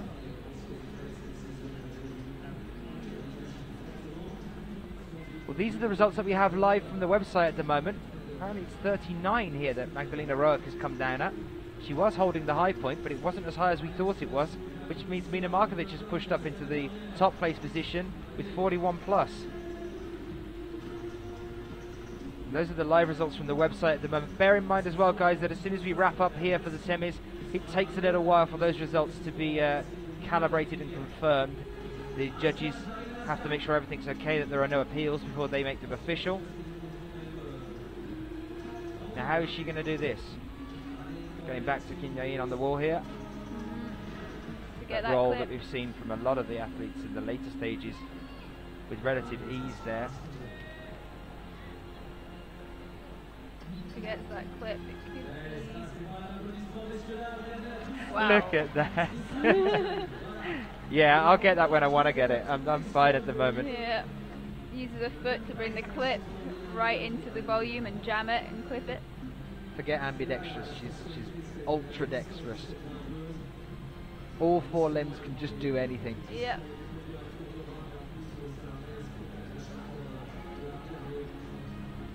You were saying about tapping it and then having to hang around on the wall, really waiting for it to come back to you. Jamming it with your foot and clipping it. Kim teaching everyone a lesson there. New technique.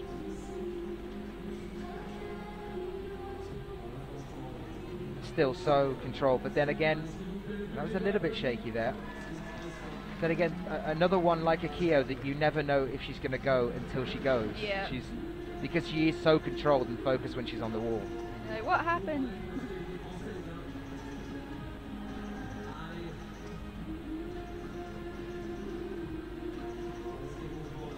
Be fantastic to see her top this late in the game here. Would make the route setter's day, definitely. A little bit shaky here. Just losing it, unfortunately. No. 36th hold though. It's enough. 36th hold.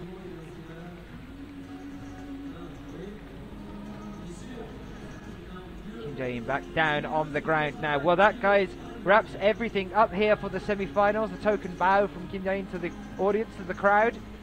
Nod of respect. And that's it. That's the 8 men and 8 women that we'll be seeing later on in the finals. The results, as I said, will take a few moments to be finalised, and then you can find them, if you're not already on the IFSC's website, by going on to www.ifsc-climbing.org. We wait for those to be updated and confirmed in a few moments. We're going to be back again a little bit later on. Remember, we have the CAC presentation as well that's happening just before the finals.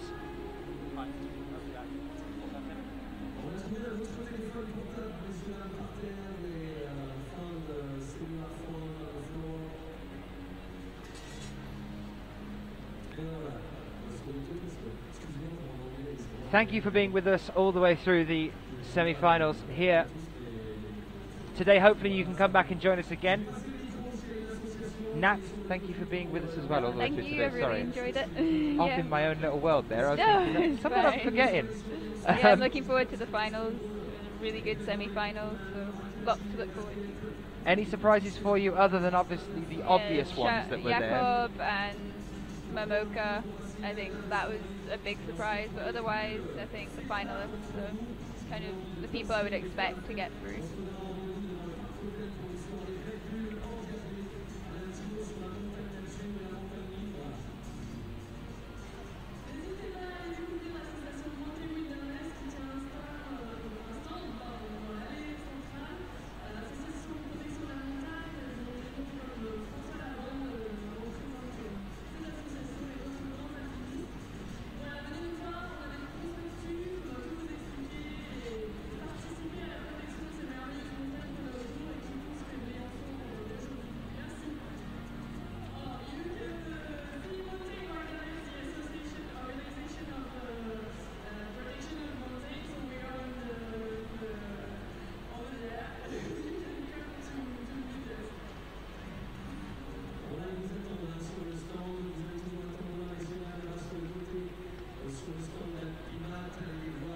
Well, guys, that wraps everything up here. Thank you very much for being with us. We'll be back a little bit later on. It's going to be 7:30 for the presentation of the female athletes in the women's final, followed by the CAC presentation in between, and then the men's final at around 9 o'clock. So we'll be seeing you back here, both myself and Nat, at 7:30. That's Central European time, local time to us. We'll see you then. Thank you for being with us.